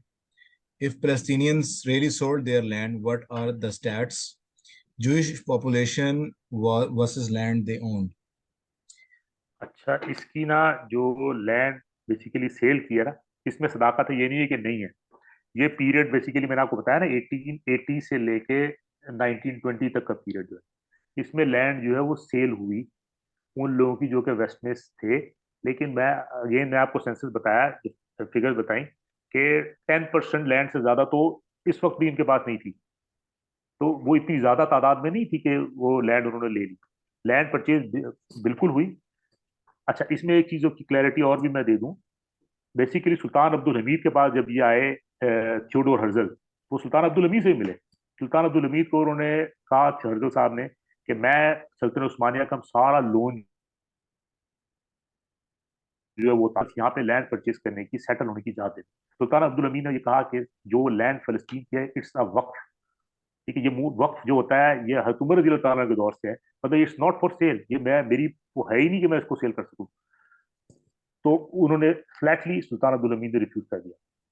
लेकिन इवन देन जो क्योंकि ऑटोमन अंपायर के बाकी इलाकों में जो थे ज्यूज जो थे वो सेटल थे, खासतौर पर ग्रीस में टोटल 1,30,000 आबादी थी, आधे से ज्यादा जिसमें ज्यूज होते थे। तो ज्यूज जो थे वो इवन फलस्तीन के भी यरूशलेम के अलावा जो बाकी इलाके थे वहां पे आकर उन्होंने लैंड परचेज करना शुरू कर दी, ये नहीं कि नहीं। और वही जो सल्तनत उस्मानिया के कई ओहदेदारों को रिश्वतें तक दे के उन्होंने लैंड जो थी परचेज की, चीजें उन्होंने इग्नोर की। जो फलस्तीनी यहाँ से चले गए थे उनसे भी लैंड उन्होंने परचेज की, तो परचेज हुई है, ये नहीं है कि नहीं हुई, लेकिन उसकी तादाद इतनी नहीं है कि उस पर क्लेम किया जाए कि पूरा फलस्तीनी जैसे उन्होंने बेच दिया। जहां तक स्टैट्स की बात है, स्टैट्स में किसी को शेयर कर दूंगा, स्टैट्स में एक आर्टिकल है उसमें स्टैट्स भी मौजूद, कौन कौन सी जमीन है, कितने कितने एकड़ जो है वो हुई। जज़ाकल्लाह डॉक्टर साहब। किसी और बहन भाई का क्वेश्चन है तो प्लीज आप हैंड रेज करें। सफान भाई अगर कोई और क्वेश्चन है तो बताएं। नहीं और कोई क्वेश्चन नहीं है। अच्छा, कोई सॉरी अगर मुझसे सहमत हैंड रेज नहीं हो रहा है, अगर मैं क्वेश्चन रख सकूं तो। जी जी बिलाल भाई। जी मेरा नाम बिलाल है, अस्सलाम वालेकुम। जज़ाकल्लाह, आपने बड़ी अच्छी प्रेजेंटेशन करी। मेरा क्वेश्चन रीजंस पे था, जब आप बता रहे थे बेल्फोर डिक्लेरेशन के अराउंड, उस दौरान अगर कुछ और चीज़ें देखी जाएं तो यूरोप में होलोकॉस्ट हो रहा था, और उस वक्त जो यूके के प्राइम मिनिस्टर थे 1906-7 के दौरान भी ये तो यूज़ को अलाउ भी नहीं कर रहे थे, मतलब दे वर किकिंग देम आउट। तो ज्यू प्रॉब्लम तो था ही नहीं शुरू से, दे वर एक्चुअली अगेंस्ट ज्यूज। क्या इसके पॉलिटिकल रीजंस आपको लगता है थे कि मुस्लिम वर्ल्ड में जो कहा जाता है कि भाई एक ऐसा खंजर प्लांट किया जाए कि स्ट्रेटजिकली बाद में एक लंबे अरसे तक जो है वो उसी के थ्रू आप मैनूवर करें और इंगेज रखें अरब वर्ल्ड को और जनरली मुस्लिम्स को उसी इशू के ऊपर? क्योंकि अभी भी जैसे रिसेंट टाइम में देखें कि भाई इसराइल अगर कुछ कर रहा है तो अमेरिका भी अपने भरी बड़े मूव कर रहा है वहाँ पे। इस सीक्रेट स्पाई भी एक डेजर्ट में जो है वो पूरा बना चुका है एक बड़ा सा अपना सेंटर। तो ये भी वजूहात नज़र आती हैं कि वो एक इस किस्म का पॉलिटिकली मूव था। एक बात ये, दूसरा ये कि फिर ये सब सूरत हाल में हमारा रोल क्या होना चाहिए मूविंग फॉरवर्ड, कि हम क्या करें और कैसे करें? जज़ाकल्लाह खैर। जी। अच्छा, पहली चीज तो मैं कहता हूँ होलोकास्ट उससे स्टार्ट नहीं हुआ था। होलोकास्ट स्टार्ट हुआ था सेकेंड वर्ल्ड वॉर के बाद, जब हिटलर ने बेसिकली किया था। फर्स्ट वर्ल्ड वॉर में होलोकास्ट में, लेकिन ज्यूज की जो प्रोसिक्यूशन थी यूरोप में, ये कोई नई चीज नहीं थी कि 1914 में हो। ये स्टार्ट थी, काफी अरसे से चलती है। तो शुरू से इवन यूरोप रेफॉर्मेशन से पहले भी जो थी ये ज्यूज प्रोसिक्यूशन जो थी यूरोप में हो रही थी।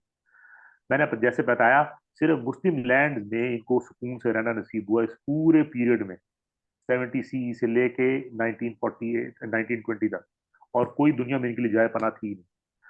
तो परसिक्यूशन यूरोप में इनकी होती रही, मुसलसल होती रही, ये नहीं कि नहीं।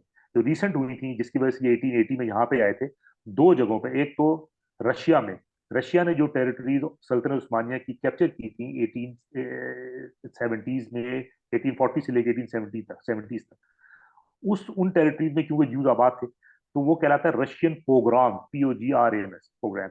उसमें ये जो थे परसिक्यूशन शुरू हुई ज्यूज की as a second third class citizen के तौर पे। वहां पे ये फील हो कि वहां रशियन ज्यूज जो थे ना बेसिकली इसीलिए निकल के वो वहां से आए। और सिमिलरली इसी तरह हर्जल ने भी अपनी, ये दो जो इवेंट हुए थे, हर्जल ने, थियोडोर हर्जल ने जो वर्ल्ड ज्यूज कांग्रेस बनाई थी, उसका बेसिकली बनाने में जो नोट उसने डायरी में लिखे वो दो इवेंट्स। एक ये था, एक और फ्रांस में एक वाकया हुआ जहाँ पे कि एक ज्यू था, उसको एस्पियोनाज के ऊपर एक सजा दी गई, और फिर लोगों में एक हेट्रेड पैदा होगी ज्यूज के खिलाफ। तो वो चीज को स्ट्राइक की, और उसने, कहने का मतलब नफरत जो थी वो ज्यूज के मुतालिक यूरोप में मौजूद थी ऑलरेडी। ऐसा नहीं है कि नहीं थी, वो एक फैक्टर तो था। तभी तो ये चाहते थे कि सेपरेट एक स्टेट बने इसराइल यहूदियों के लिए, ताकि वहां पे उनको उसको अपना होम कह सके। ये सारी पॉलिटिकल मूवमेंट जो ज़ायनिज़्म की स्टार्ट हुई। ठीक है जी, मेरा ख्याल मैं जवाब दे पाया हूँ। जी मैं सिर्फ ये कह रहा था कि उसके पॉलिटिकल रीजंस भी फिर थे कि मुस्लिम वर्ल्ड के बीच में इसको इस तरह प्लान किया जाए ताकि वो हाँ जी, ये उनको क्वेश्चन एक है।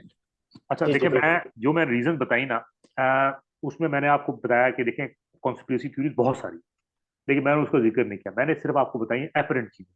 क्योंकि हम जब कॉन्स्पिरेसी में पड़ जाते हैं ना, तो फिर हम अपना, कोई बंदा हमारे खिलाफ कॉन्स्पिरेसी कर रहा है तो हम लोग क्यों नहीं कर रहे, मतलब हम एक्शन से ना दूर हो जाते हैं।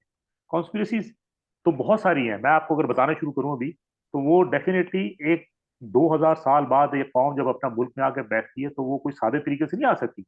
उसको बहुत सारे चीजें करनी पड़ती हैं। और जो विविड कॉन्स्पिरेसीज हैं जो बिल्कुल नजर आ रही हैं, वो बहुत सारी, एक नहीं। मैंने एक का हल्का जिक्र आपसे किया कि जो यंग टर्क्स की जो मूवमेंट थी, जिन्होंने सुल्तान अब्दुल हमीद का तख्ता उल्टा 1908 में, और वो आके वहां इक़्तिदार में बैठे, all of them they were, that organization वो बेस हुई सैलोनिका में। सैलोनिका गढ़ था यहूदियों का और डॉन में का। अब डॉन में आप कहेंगे, डॉन में जो बहुत से लोगों को पता होगा, कुछ इनको नहीं पता, दे वर क्रिप्टो ज्यूज, यानी वो आउटवर्ड मुसलमान थे, अंदर से वो ज्यूज थे। और सैलोनिका की हाफ पॉपुलेशन जो थी वो ज्यूज और डॉन में के ऊपर, और वहां वो सीक्रेट अंडरग्राउंड ऑर्गेनाइजेशन जो थी बहुत फ्लरिश की in the latter part of 19th century. 1880s 90s में ये सारी ऑर्गेनाइजेशन वहाँ फ्लरिश करती थी। फ्री मेसन लॉजेस मौजूद थे इन सैलोनिका। और वहाँ ये जो कप्स, ये यंग टर्क्स जो थे, इनकी ऑर्गेनाइजेशन भी वहीं से आई। यंग टर्क्स ने इकतदार पे कब्जा किया। यंग टर्क्स जो थे ऑटोमन अम्पायर को लेके गए वर्ल्ड वॉर 1 में। वर्ल्ड वॉर 1 बनने के बाद Mustafa Kemal was also a don man. Mustafa Kemal ने जब तुर्की आज़ाद कराया तो उसने क्या किया तुर्की में, तुर्किश जो उसने रोल प्ले किया खिलाफत, उसने इवन मस्जिद अरबी में कुरान पाक पढ़ना, अजानें देना बंद हो गई। अरबी में आप लोग नमाज भी नहीं पढ़ सकते, आप अजान भी दे सकते। और पूरा जिसे कहते हैं ना, इस्लाम का नाम और निशान तक मिटाने की उसने कोशिश की। तो ये कॉन्स्पिरेसी अगर हम शुरू करें तो उसकी तो फिर कोई लिमिट ही नहीं है, ये तो बहुत आगे चली जाएगी। मैंने जस्ट आपको इसलिए ऑब्वियस रीजन जो है वो बताए। हाँ, एक चीज फैक्टर जरूर है, ब्रिटेन ये जरूर चाहता था कि इंडिया तक उसका जो रूट है वो दरमियान में डिस्टर्ब ना हो। अगर फलस्तीन कंट्रोल हो जाता था ब्रिटिश मैंडेट में लेने की एक वजह ये भी थी कि वो चाहता ये था कि स्विस कैनाल से इजिप्ट मेरे पास रहे और स्विस कैनाल से जो एक्सेस है वो मिली रहे, इस पे फ्रांस या रशिया जो है वो अपना हक ना जमा सके, ताकि मेरा सेफ रूट जो है इंडिया से जो है हो जा रहे। अब ये एक और story, India was the jewel of the crown Britain के लिए, एक सोने का अंडा देने वाली मुर्गी थी जिससे कि सारा वो करते हैं। ये कंसिडरेशन ला जरूरी थी कि वहां पर जो है वो जाके ज्यूस को बसाया जाए और एक ब्रिटिश इन्फ्लुएंस की जो है वो मुल्क रखा जाए। जी जज़ाकल्लाह डॉक्टर साहब। मिस हंसा रोमान, आप अपना माइक अनम्यूट कीजिए। अस्सलाम वालेकुम। वालेकुम अस्सलाम। अच्छा, मेरा क्वेश्चन ये है कि ये मतलब रिसेंटली भी हम देखते हैं तो ज्यूज ये क्लेम करते हैं कि ये उनकी प्रॉमिस लैंड है और मतलब ये उनकी लैंड है। मतलब जिस तरह हम लोग अभी देखते हैं ना, हम तो हिस्ट्री पढ़ रहे हैं 1800 से, तो वो इससे भी पीछे लेके जाते हैं कि मतलब हम लोग, हमारे अंबिया जो है वो इधर आए हुए हैं और ये सब हिस्ट्री, मतलब वो इस चीज से भी पीछे जाते हैं कि हमारी लैंड है, प्रॉमिस लैंड है। तो इस चीज को हम किस तरह डिफेंड कर सकते हैं और हमारा इसमें पॉइंट ऑफ व्यू मतलब क्या है कि वो अगर इसको क्लेम करते हैं और मुस्लिम भी, मतलब हम भी क्लेम करते हैं, लैंड तो हमारी ही है, लेकिन हम इस इनके उस मतलब ये जो इनका एक पॉइंट ऑफ व्यू है इसके अगेंस्ट क्या चीज रख सकते हैं? सही। Thank you. देखें, ये बेसिकली ये क्लेम के लैंड हमारी ये थी 2000 ईयर्स पहले और अभी भी ये लैंड हमारी है। अगर ये क्लेम आज की दुनिया में मान लिया जाए ना तो इस दुनिया की जगह बाकी नहीं रहेगा। मिसाल के तौर पे कल को तो जो नेटिव्स अमेरिका के हैं वो कहेंगे ये हमारा मुल्क है, हमें दे दिया जाइए, तो अमेरिकन सारे कहाँ जाएंगे? यही चीजें अगर नेटिव ऑस्ट्रेलियन कहते हैं तो ऑस्ट्रेलियन कहाँ जाएंगे? जो ये सारे सारे के सारे, इवन जो टर्की है, टर्की में जो मौजूद हैं टर्क्स, टर्क्स का तो ये मुल्क था ही नहीं। ये हम कहेंगे ये तो ये 1300 में यहाँ पे आए हैं, ये तो सेंट्रल एशिया के लोग थे। तो ये क्लेम जो कहना ना, आप पहले तो डिफेंड आप इसको इस तरह कर सकती हैं कि ये क्लेम अगर कर दिया जाए ना मुल्क पे, तो दुनिया में ऐसी जंगें छिड़े तो वर्ल्ड वॉर 3 के पीछे रह जाए। तो ये क्लेम नहीं है। जहां दूसरी बात आ गई प्रॉमिस लैंड, देखिए प्रॉमिस लैंड इनकी ये थी, कुरान पाक में मौजूद है सूरह माइदा में। अगर आपने कि अल्लाह ताला ने वहां मेंशन किया है कि अल्लाह ताला ने हज़रत मूसा अलैहिस्सलाम जब को लेके निकले सहरा सीना में, तो अल्लाह ताला ने कहा कि ये जमीन अर्ज मुकद्दस मैंने तुम्हारे लिए मुसख्खर कर दी, तुम्हारे लिए दे दिया, जाओ और जिहाद करो उस वाली कौम से। तो प्रॉमिस लैंड तो इनके लिए थी, ये इससे कोई इनकार नहीं कर सकता। ये अल्लाह की पसंदीदा कौम भी थी। लेकिन देखे, एक कौम जो अल्लाह ताला का जो वादा या अहद उसने किया और खिलाफत अल्लाह ने उस कौम को दी हो, और वो अपनी खिलाफत की जिम्मेदारियों से रूगर्दानी करे और पीठ फेर ले, तो अल्लाह ताला उस कौम को जो होता है माजूल कर देता है। इनको अल्लाह ताला ने माजूल कर दिया इन 70 सी। हज़रत ईसा अलैहिस्सलाम आए थे आखिरी इनके पास ऑप्शन के तौर पर। हज़रत ईसा अलैहिस्सलाम को इन्होंने अपने तई इन्होंने उनको सूली चढ़ा दिया। तो अल्लाह ताला इनका प्रॉमिस तो वहीं खत्म हो गया। ये पूरा जो 2 अजाबों का जिक्र है, ये सूरह बनी इसराइल में अल्लाह ताला ने कैटेगोरिकली बताया कि 2 इन पे अल्लाह ताला ने अजाब नाजिल किए। अब उनका स्टेटस प्रॉमिस लैंड का हमारे मुताबिक तो उस वक्त माजूल हो चुके थे ये 70 सी में। और नई उम्मत जो है, जो ये उम्मत मुस्लिमा मौजूदा थी, अल्लाह ताला ने ये जमीन उसको दे दी, ये खिलाफत। इसीलिए जब हजूर सल्लल्लाहु अलैहि वसल्लम ने अपनी जिंदगी में, अपनी इवन हयात जब वो थे, उनका सारा पूरा का पूरा जो फोकस था पहले वो था शाम की तरफ। ये फलस्तीन जो है हुसैन के जमाने में बिलादुल शाम का पार्ट कहलाता था, फलस्तीन इस तरह नहीं कहलाता था, ये बिलादुल शाम का हिस्सा था। और हजरत उसामा बिन जैद रजी अल्लाह तआला अन्हु को हुसैन में अपनी मौजूदगी में जब हुसैन बीमार थे, आपने वो लश्कर बना के भेजा, जो लश्कर थे अबू बकर की खिलाफत में फिर उसने जाके किया। और हजरत अबू बकर की खिलाफत के दौर में ही मुसलमान पहुंच गए थे फलस्तीन का, उन्होंने घेराव कर लिया। हजरत उमर जब खलीफा बने तो पहले चंद कामों में यह काम था कि वो गए उनको, और फलस्तीन में वो जो कैंप बड़ा मशहूर वाक़या है, ऊँट पे बैठ के अपने गुलाम के साथ पैदल वॉक करते हुए वो गए फलस्तीन में, और बगैर जंग के उनको कीज जो थी इसकी बैतुल मक़दस की हैंड ओवर हो गई थी। तो कहने का मकसद ये लैंड, ये प्रॉमिस अल्लाह ताला ने हम ये उनसे की थी, लेकिन वो उसको अपने आमाल बदामालियों की वजह से उस जो अल्लाह ताला ने उनको मकाम दिया था वो खो बैठे, और ये मकाम से अल्लाह ताला ने उम्मत मुस्लिमा को दे दिया। आज हम इस हालत में जो बैठे हैं वो भी इसी वजह से हैं कि हम भी अपना वो रोल भूल गए। अगर हमारी आप 14 साल की हिस्ट्री देखें तो हम भी वही कुछ करते रहे जो वो करते रहे। लेकिन बहरहाल ये एक अलग एक डिस्कशन का टॉपिक है।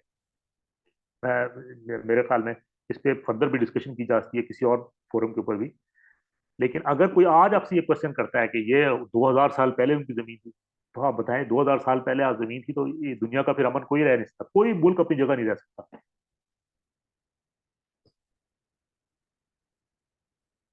जज़ाकल्लाह खैर। जी जज़ाकल्लाह डॉक्टर साहब। ठीक है गाइस, हमारे जो हिस्ट्री रिसर्चिंग विंग में से अगर कोई बहन भाई उसके जहन में कोई ऐसा क्वेश्चन हो जो उनकी रिसर्च से कॉन्ट्रडिक्ट करता हो, वो प्लीज़ अनम्यूट करके पूछ लें। क्योंकि एक्चुअली क्या है कि हिस्ट्री जो है वो तो हर बंदा अपने कहीं कोशिश तो कर रहा है, लेकिन चूंकि इतने स्कैटर्ड फॉर्म में पड़ी हुई है कि उसको यकजा जमा करना काफ़ी हद तक मुश्किल हो रहा है। सो जज़ाकल्लाह खैर फॉर डॉक्टर मंसूर के उन्होंने चैट में एक एडवाइस है, एडवाइस चाह रहे हैं। वो कह रहा है कि I got an argument from one of my left-winger Pakistani colleague that if Pakistan is made on ideological base, why Muslims are against the creation of Israel? How to counter this question? नहीं, क्या Pakistan is वो कह रहे हैं कि पाकिस्तान अगर ideological base पे बना है, जी जी, तो इसराइल को हम क्यों उसकी आइडियोलॉजिकल बेसिस को हम क्यों एक्सेप्ट नहीं करते? जी, ये कहना चाह रहे हैं क्वेश्चन, ये बेसिकली मैं ये समझाऊं। अच्छा देखें, दो ये कंट्रीज ठीक कह रहे हैं आइडियोलॉजिकल बेसिस पे पाकिस्तान ही बना, लेकिन क्या आपकी आइडियोलॉजी जो है वो ये अलाउ करती है कि आप किसी और कंट्री के अंदर अपना कंट्री जो है वो उसके हुकूक को गस्ब करके बन ले लें? ठीक है, इसराइल तो जो बना है, आप उसकी तो ये हरधर्मी और जिसे कहते हैं जोर जबरदस्ती से आप किसी मुल्क में घुस जाएं और कहें कि ये मुल्क मेरा है, तो ये तो यहाँ थे ही नहीं। पाकिस्तान तो हम तो यही थे, हम कोई बाहर से तो नहीं आए, यहीं की पॉपुलेशन थी जो कि एक पीछे पार्टीशन होगी। ये वाहिद वो मुल्क है जिसने किसी और मुल्क में जहां जहां पे ये सदियों से थे ही नहीं, 2000 साल से थे ही नहीं, वहां आके किसी और मुल्क में अपना मुल्क डिक्लेयर कर दिया। ये आइडियोलॉजी जो है ये तो एक जिसे कहते हैं ना बदमाशी, हठधर्मी और जुल्म, ये तो वो आइडियोलॉजी है। इस आइडियोलॉजी को कैसे कोई सपोर्ट कर सकता है? कोई सेन इंडिविजुअल जो ह्यूमन राइट्स की जरा सी भी समझ रखता हो, वो कैसे इस चीज को एक्सेप्ट कर सकता है? ये तो आप और बाकी खाली ये नहीं, अभी इसका अगर डिजाइन वहीं पे खत्म हो जाता पार्टीशन तक, अभी अगला अगर जो सीरीज हो उसमें हम देखेंगे तो ये इतना प्रॉब्लम होने नहीं था, अरब भी इसको एक्सेप्ट कर लेते। प्रॉब्लम ये है कि इसराइल वाहिद वो मुल्क है, आज आप कहें ना इसराइल की बाउंड्रीज कोई है, आप एक्सेप्ट करें इसराइल को, ये हो रहा है ना पाकिस्तान भी एक्सेप्ट करे, आप ये सिर्फ पूछ लें उससे कि इसराइल कौन सा इसराइल, उसकी बाउंड्रीज क्या है, तो इसराइल वाहिद वो मुल्क है जिसने अपनी बाउंड्रीज डिक्लेयर ही नहीं की, क्योंकि इनकी अल्टीमेट जो ऑब्जेक्टिव है वो यहाँ तक रहने वाला नहीं है। जब ये इसको अचीव कर लेंगे, इनका नेक्स्ट ऑब्जेक्टिव ग्रेटर इसराइल, ये इनका ऑब्जेक्टिव है मस्जिद अक्सा की जगह पे इन्होंने थर्ड टेंपल बनाना है, तो इनका ऑब्जेक्टिव तो और है। ये हम सब लोगों को इंसान समझते ही नहीं है, इनकी फिलॉसफी है we are gentiles goyims and gentiles, हम इंसान नहीं, इंसान नुमा एक मखलूक है, इनकी फिलॉसफी है। तो ऐसे लोगों की ऐसी आइडियोलॉजी को हम कैसे एक्सेप्ट कर लें? तो बेसिकली ये इशू इतना सिंपल नहीं है जितना कि वो बता रहे हैं कि हम वो भी आइडियोलॉजिकल स्टेट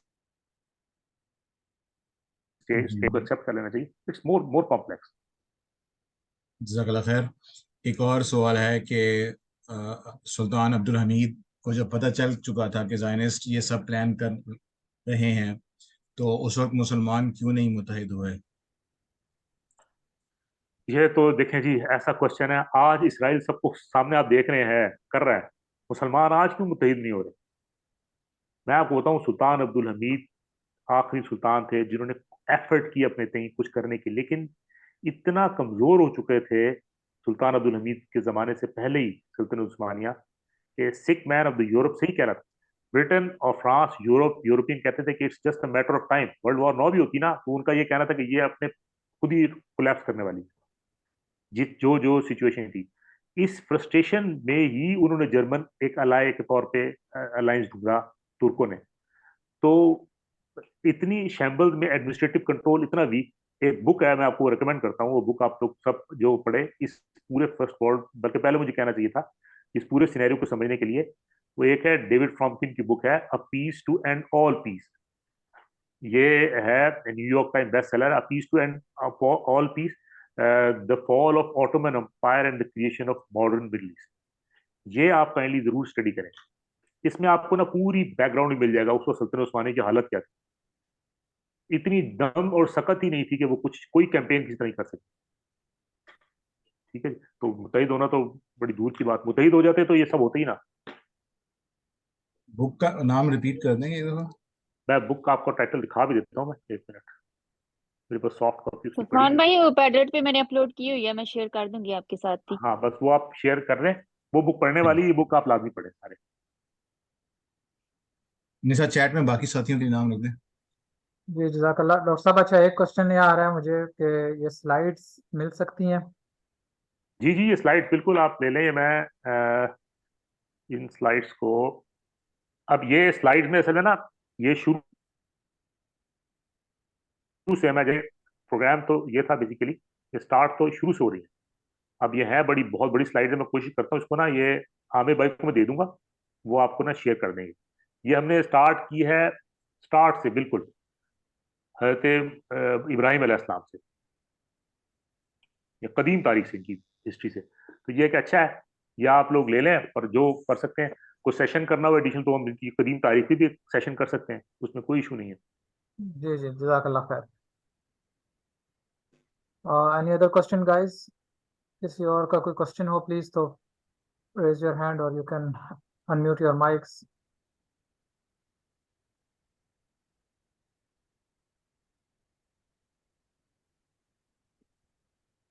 So far ठीक nothing. है, मतलब भाई नफ है। ऑफिशियल ग्रुप के लिए मेरा लिंक भेज दे, ऑफिशियल ग्रुप के लिए लिंक भेज दे। उन्होंने कहा कि वो अगर कोई ग्रुप ज्वाइन करना चाहता है तो क्वेश्चन आया था, तो वो प्लीज वो लिंक भिजवा दे।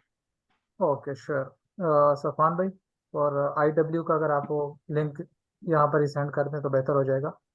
सो जो साथी IW से नहीं आए हैं इंफॉर्मेशन वारफेयर ग्रुप से, उनको मैं बता दूं ये एक्चुअली हमारा एक ओपन प्लेटफॉर्म है, जिसके अंदर आप सारे जो है ना स्टूडेंट्स एक जगह जमा हुए हैं अल्हम्दुलिल्लाह, और अपने तय जो है ना हर बंदा कोशिश कर रहा है कि what we can do right now in this current situation. तो उसके लिए जो है ना हर बंदा अपने तगदो कर रहा है। उसमें मुख्तलिफ विंग्स बने हुए हैं, रिसर्चर्स के हैं और same as goes to content creators हैं। कुछ ऐसी टीमें हैं जिन्होंने फ्रंट पे जाके अपनी बातों को डिलीवर करना है, सेशंस करवाने हैं ताकि अवेयरनेस फैल सके मुसलमानों में। आज हमारा अलमिया ये है कि बिल्कुल कहने को तो हम मुसलमान ज़रूर हैं, बट अफसोस से कहना पड़ रहा है कि हम लोग अपनी तारीख से बहुत ज़्यादा जो है लाइलम है। बिल्कुल भी हमें कहीं से भी शुद्ध बुद्ध इतनी क्लियर नहीं होती है। एक आम आदमी से अगर बात की जाए तो ऑब्वियसली सेंसलेस किस्म के जो है ना क्वेश्चंस वो बना देते हैं। जैसा कि आजकल आप लोग अक्सर देख ही रहे हैं कि इस तरह के जो है ना अनएथिकल टाइप के क्वेश्चंस हैं, इलॉजिकल क्वेश्चंस हैं। तो वो ये सब चीज़ें तभी पैदा होती हैं जब आपके पास नॉलेज नहीं है। हम लोगों की औलीन कोशिश ये थी कि एटलीस्ट हम वो हजरात जो कुछ ना कुछ करने की कोशिश कर रहे हैं, लेकिन जो कि अभी ये इस इरा के अंदर हम सबके हाथ पांव बंधे हुए हैं, हम लोग डायरेक्टली तो फ़लस्तीन के लिए अपने तय जितनी भी कोशिश कर रहे हैं वो तो कर ही रहे हैं, लेकिन अपार्ट फ्रॉम दैट हम लोग एटलीस्ट उम्मत मुस्लिमा के लिए बेहतरी के लिए जो आने वाली नस्ल है उनको हमने कैसे जो है रवा दवा करना है एक इस्लामी फ़लसफ़े के ऊपर, तो उनके लिए हम लोग आसानियाँ पैदा करें। वो हर्डल्स जिनको हम लोगों ने फेस किए हैं अपने दौर में या अपने टाइम पर, तो एटलीस्ट वो हमारी अगली नस्ल के अंदर न जाएं। तो अगली नस्ल के लिए हम लोग एटलीस्ट इतना रास्ता साफ कर दें ताकि अल्लाह करे तो पहली तो कोशिश यही है कि हम लोगों में से ही जो है ना हम लोगों को पूरी कोशिश करनी चाहिए। जैसे कुरान में भी आता है कि औज़ुबिल्लाहि मिनश्शैतानिर्रजीम कुल हाज़िही सबीली उदऊ इलल्लाह अला बसीरतिन अना व मन इत्तबअनी। तो सबील यहाँ पर जो मुराद उलमा लिखते हैं वो नक्श पा की जो है ना, सबील असल में रास्ते को ही कहते हैं, क्योंकि हमारी उर्दू का इतना अहाता है नहीं कि वो हर एक अरबी के तर्जुमा कर सके भी आई नहीं। तो रास्ता तो तरीक भी रास्ता है, शारे भी रास्ता है, सबील भी रास्ता है, लेकिन इन रास्तों में फ़र्क है। तो बेसिकली सबील जो है ना वो रास्ता है कि जिसके ऊपर आप लोग अगर कहीं बर्फानी इलाके में आप लोग अगर चल रहे हो तो वो एक नक्श पा बन जाता है, मतलब जहाँ से भी आप गुजर रहे हैं तो उसका नक्श बनता है। So that's called in Arabic सबील। तो वो सबील मुराद है कि उस तक हम लोगों ने चलना है, और वो चलते चलते हमने जो है ना अपने मकसद को अचीव करना है, जो basic purpose of human being है। तो अल्लाह करे हम में से हर बंदा इस काबिल बने और हर बंदा जो है ना इसकी पूरी कोशिश करे। अगर हमसे कहीं कोताहियाँ हो जाती हैं तो हमारी फिर भी बड़ी कोशिश ये हो कि अगली नस्ल में वो बात ना जाए। सो इन सेशंस का भी बुनियादी मकसद यही है ताकि एटलीस्ट हम लोग इतना नॉलेज ले सकें। तो जज़ाकल्लाह खैर गाइस, अभी हम लोग मीटिंग को यहाँ पर एंड करते हैं इंशाल्लाह। और फर्दर हमारा वर्ल्ड war II के बाद जो है कि हम इसराइल, जब वो इसराइल उन लोगों ने वो आ चुके हैं वहाँ से, उसके बाद की हमारी हिस्ट्री अब रहती है। सो उसको इंशाल्लाह हम लोग डिसाइड करते हैं और उसके अनाउंसमेंट हम लोग कर देंगे कि वो नेक्स्ट सेशन हम लोग कब कर रहे हैं इंशाल्लाह। So for the time being अगर किसी के भी कोई क्वेश्चंस हैं तो आप लोग मुझे भेज दें और सफ़ान भाई को भेज दें, अयाज भाई को भेज दें। So all the 3 names are well known in CT and EI। सो वहाँ से आप लोगों को मेजोरिटी मिल जाएगी। बाकी लिंक शेयर कर दिया सफ़ान भाई ने चैट में, तो जो हजरात इंफॉर्मेशन वारफेयर ग्रुप में ज्वाइन नहीं हुए अभी तक, वहाँ पर आप ज्वाइन करें इंशाल्लाह। वहाँ पर भी आपके काफ़ी सारे क्वेश्चंस जो है ना आंसर किए जाएंगे। सो अच्छा, एक सवाल है, वो कह रही हैं कि प्लीज जवाब दे दें कि अगर किसी आम इंसान को प्लस फ़लस्तीन के बारे में बताना हो तो कैसे दी जा सकती है? क्या चीज़ बतानी हो फ़लस्तीन के बारे में, हिस्ट्री या? समझे नहीं आपका सवाल, थोड़ा सा इसको मजीद इलेबोरेट करें ज़रा। बस सवाल यही है, और हमारी बहन जो है वो इंसिस्ट कर रही है कि अगर हमने किसी लेमैन को फ़लस्तीन का बताना हो तो कैसे बताएं ताकि एक लेमैन को भी अवेयरनेस दी जा सके। वो माइक अगर अनम्यूट करके मजीद इलेबोरेट कर लें आई थिंक, तो फिर डॉक्टर साहब को भी सही समझ में आएगी, क्योंकि जी मैं समझ, जी बताइए। जी जैसे कि एक तो हमारा बहुत पढ़ा लिखा तबका है ना जो ये सारा कुछ समझ सकता है, लेकिन एक आम इंसान, एक बिल्कुल लेमैन, जैसे एक अगर रेडी वाला है, एक शॉपकीपर है, जाहिर बात है इन लोगों को भी तो अवेयरनेस होनी चाहिए ना, ये भी तो हमारे साथ काम कर सकते हैं। तो मैं इस लिए पूछ रही थी।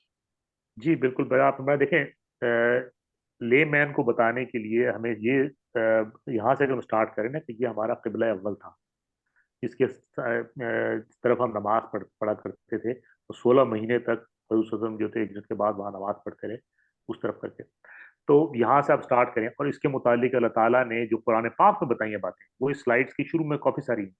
तो इतना मिनिमम नॉलेज तो देखिए आम ले मैन को ही पता होता है, तो नमाज पढ़ता है या ये करता है, कि ये हमारे लिए इंपॉर्टेंट क्यों है। इससे ही उसके दिल में ये चीज़ पैदा होगी कि यार ये एक अर्ज़ मुक़द्दस है और इसकी एक इम्पोर्टेंस है कि हमारी थियोलॉजी के अंदर। तो ये अगर पैदा हो जाए एक लेमैन के अंदर तो ये भी बहुत बड़ी बात है। ये इसकी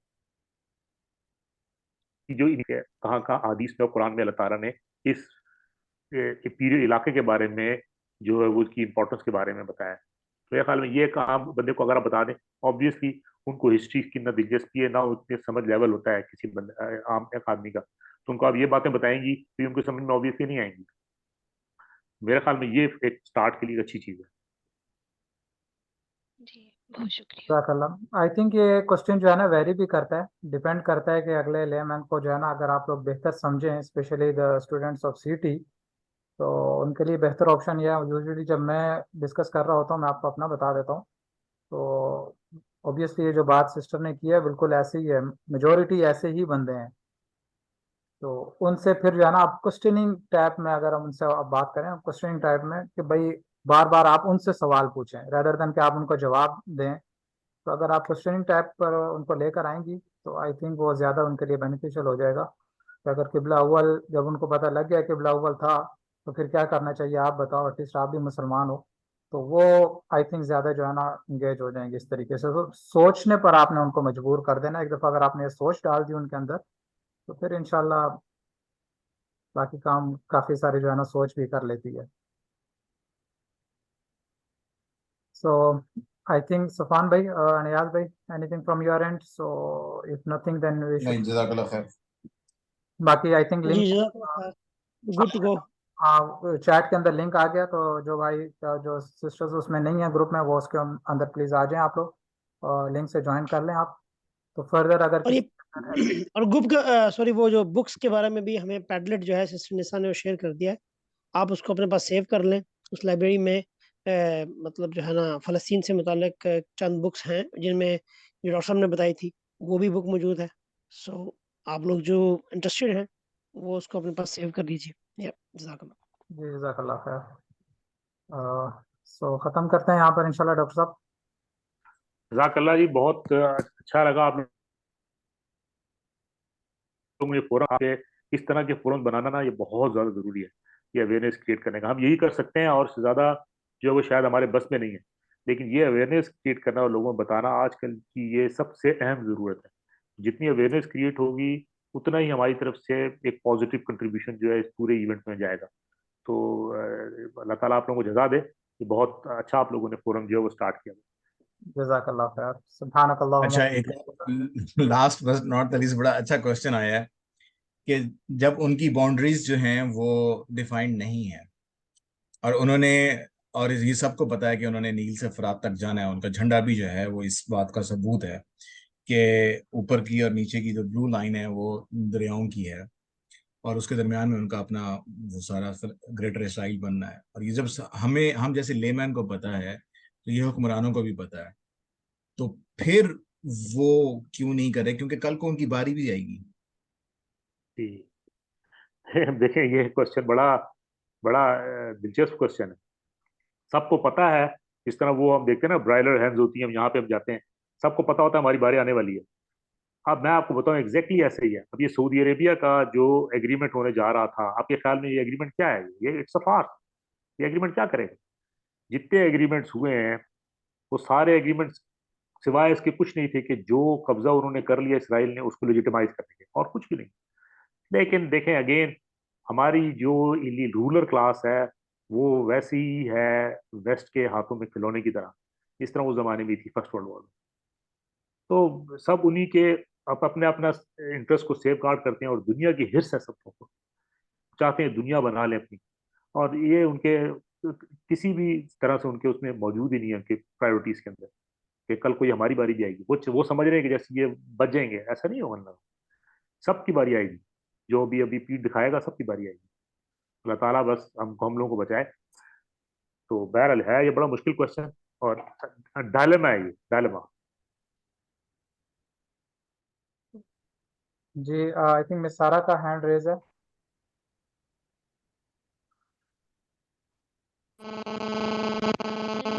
सवाल हो चुका है, आई थिंक उनका सवाल हो चुका था। जी चलें ठीक हो गया इंशाल्लाह। छोटी सी एक बात प्लीज मैंने पूछनी थी। जी जी। जी मैंने ये पूछना था कि ये दज्जाल को ही क्यों अपना मसीहा मानते हैं? देखिए, दज्जाल को मसीहा ये दज्जाल को नहीं मानते। They are waiting for messiah. हजरत ईसा अलैहिस्सलाम आए थे, उन्होंने उनको रिजेक्ट कर दिया। अब ये उस मसीहा का वेट कर रहे हैं आज तक, और वो मसीहा आएगा जब थर्ड टेम्पल बनेगा। उसका जिस तरह कुर्बानी होती थी वो कुर्बानी जारी होगी, और इनका जो मसीहा वो आएगा, ये इनका मानना है। तो वो दज्जाल होगा, ये तो हमारी थियोलॉजी है कि वो जो दज्जाल होगा ये उसको अपना मसीहा समझ लेंगे। उनको, वो तो दज्जाल को नहीं वो जानते कि दज्जाल कोई वो है। वो तो वेट कर रहे हैं अपने मसीहा का, जो कि उनको दुनिया में उरूज देगा, जो आएगा और उनको पूरी दुनिया पर हुकूमत उनकी हो जाएगी। ठीक है। तो एक सवाल इसी से रिलेटेड मेरे जहन में भी आ रहा है कि हुजूर सल्लल्लाहु अलैहि वसल्लम को तो ये मतलब तलाश करते हुए मदीना तक पहुंचे थे, और उसके उसको उनको ये भी मालूम हो गया था कि हुजूर सल्लल्लाहु अलैहि वसल्लम जो है वो आ चुके हैं, और बल्कि कुरान में भी वो इसकी गवाही देते हैं अल्लाह ताला के ये लोग इसी तरह यकीन से जानते हैं कि ये हुजूर सल्लल्लाहु मोहम्मद सल्लल्लाहु अलैहि वसल्लम, जी लेकिन ये डिनाई कर रहे हैं। जी बिल्कुल। तो फिर मतलब हुजूर सल्लल्लाहु अलैहि वसल्लम को तो हजरत ईसा के बाद आना था, तो फिर तो जी हजरत ईसा के इंतजार का तो कोई वो नहीं बनता। नहीं, हजूर सल्लल्लाहु अलैहि वसल्लम आखिरी नबी का तो है, मसाया जो है ना हम्म, वो अलग चीज है। वो मसीहा अलग चीज है। देखें हजूर सल्लल्लाहु अलैहि वसल्लम जो है, ये जो 3 ट्राइब्स आए थे मदीना में, इनकी हिस्ट्री मैंने थोड़ी सी पढ़ी है। इसके मुतालिक भी थ्योरीज है कि ये कौन है। जो टाइटस, एक थ्योरी ये भी है कि जो टाइटस ने जब किया तो ये जीव जो थे ये वहां से आए, जब टाइटस 70 सी के बाद माइग्रेट करके जो है वो यहाँ पर है। एक थ्योरी ये भी है। तो वो हजूर सल्लल्लाहु अलैहि वसल्लम को तो उनको उम्मीद थी, उनको पता था कि इस हिजाज की इस सरजमीन पे एक आएगा, लेकिन उनको ये उम्मीद नहीं थी कि वो बनी इस्माइल में आ जाएगा, बनी इसराइल की बजाय। हजूर सल्लल्लाहु अलैहि वसल्लम बनी इस्माइल में आ गए तो उन्होंने उनको रिजेक्ट कर दिया। तो क्या उनको ये पता था कि ये आखिरी नबी है, मतलब जो हजरत ईसा के बाद आने वाले, जी जी कि नहीं, बिल्कुल उनको मौजूद ये था नहीं पता तौरात था? में। जी जी मौजूद है, उनकी बुक्स के अंदर मौजूद है। इवन तो फिर हजरत ईसा के इंतजार का कोई तुक नहीं बनता ना, कि जब हुजूर सल्लल्लाहु अलैहि वसल्लम आखिरी नबी हुए तो। देखिए ये क्वेश्चन है, इसका मैं शायद जवाब ही नहीं दे पाऊं। मसाया जो है ना, वो इंतजार कर रहे थे मसाया का, और मसाया थे हजरत ईसा अलैहिस्सलाम, जो बनी इसराइल ही में से आ रहा था। हजूर सल्लल्लाहु अलैहि वसल्लम जी बनी इसराइल में से नहीं आए, वो बनी इस्माइल में से आए। जी जी जी, बनी इस्माइल में से। ठीक है? तो मसाया जो है वो बनी इसराइल में ही से आना है उनका। 1666 में अच्छा। ये जो दौन वैज का मैंने जिक्र किया था ना, इनके एक साहब थे सबताए जेवी, जिन्होंने ये दौन वैज बनाई। उन्होंने 16 इनको उम्मीद थी 1666 में मसाया आ जाएगा, स्मिरना में, टर्की के सुल्तान उस्मानिया के अंदर। और वहां एक साहब आए, जिस तरह हम यहाँ इमाम मेहदी पे हर चंद दिन बाद को डिक्लेयर कर देता है ना कुछ अरसे के बाद, वहां पे ये चलता रहा, उनमें भी चलता रहा। तो वो एक साहब की, अभी हम हिस्ट्री का इतना पता नहीं है ना, मुझे नजर से जो गुजरा वो ये गुजरा, ये जो सबाताए जैदी थे, ये एक अरसे तक लोग समझते रहे कि ये मसाया ये है। ठीक? तो अभी भी वो वेट कर रहे हैं अपने मसाया का। ये मैं 1666 की बात कर रहा हूँ, तो बाद में साबित होगा वो नहीं है। They are still waiting for that messiah. ठीक ठीक। एक टाइम पे एक शख्स था बार खुकब्बा नाम का, उसका भी इन्होंने एट अ टाइम मसाया कहना शुरू कर दिया था। ये क्या नाम और बताया? बार खुकब्बा नाम का एक आदमी था, जी जी, ये उसको भी थे इन्होंने। ये 70 सीई के बाद की बात है। ये उस जमाने यस। में जब रिवोल्ट, अरब रिवोल्ट स्टार्ट हुई, और 136 रिवोल्ट की थी आखिरी, जो डिसाइसिव रिवोल्ट थी। हेड्रियान उस जमाने में वो थे, जो गवर्नर था उस जमाने में वहां का, और उसके खिलाफ इन्होंने बगावत की थी। इसको भी सही कह रही हैं ये भी उनको मसीहा ये किया था इन्होंने कि ये मसाया नहीं हमारा।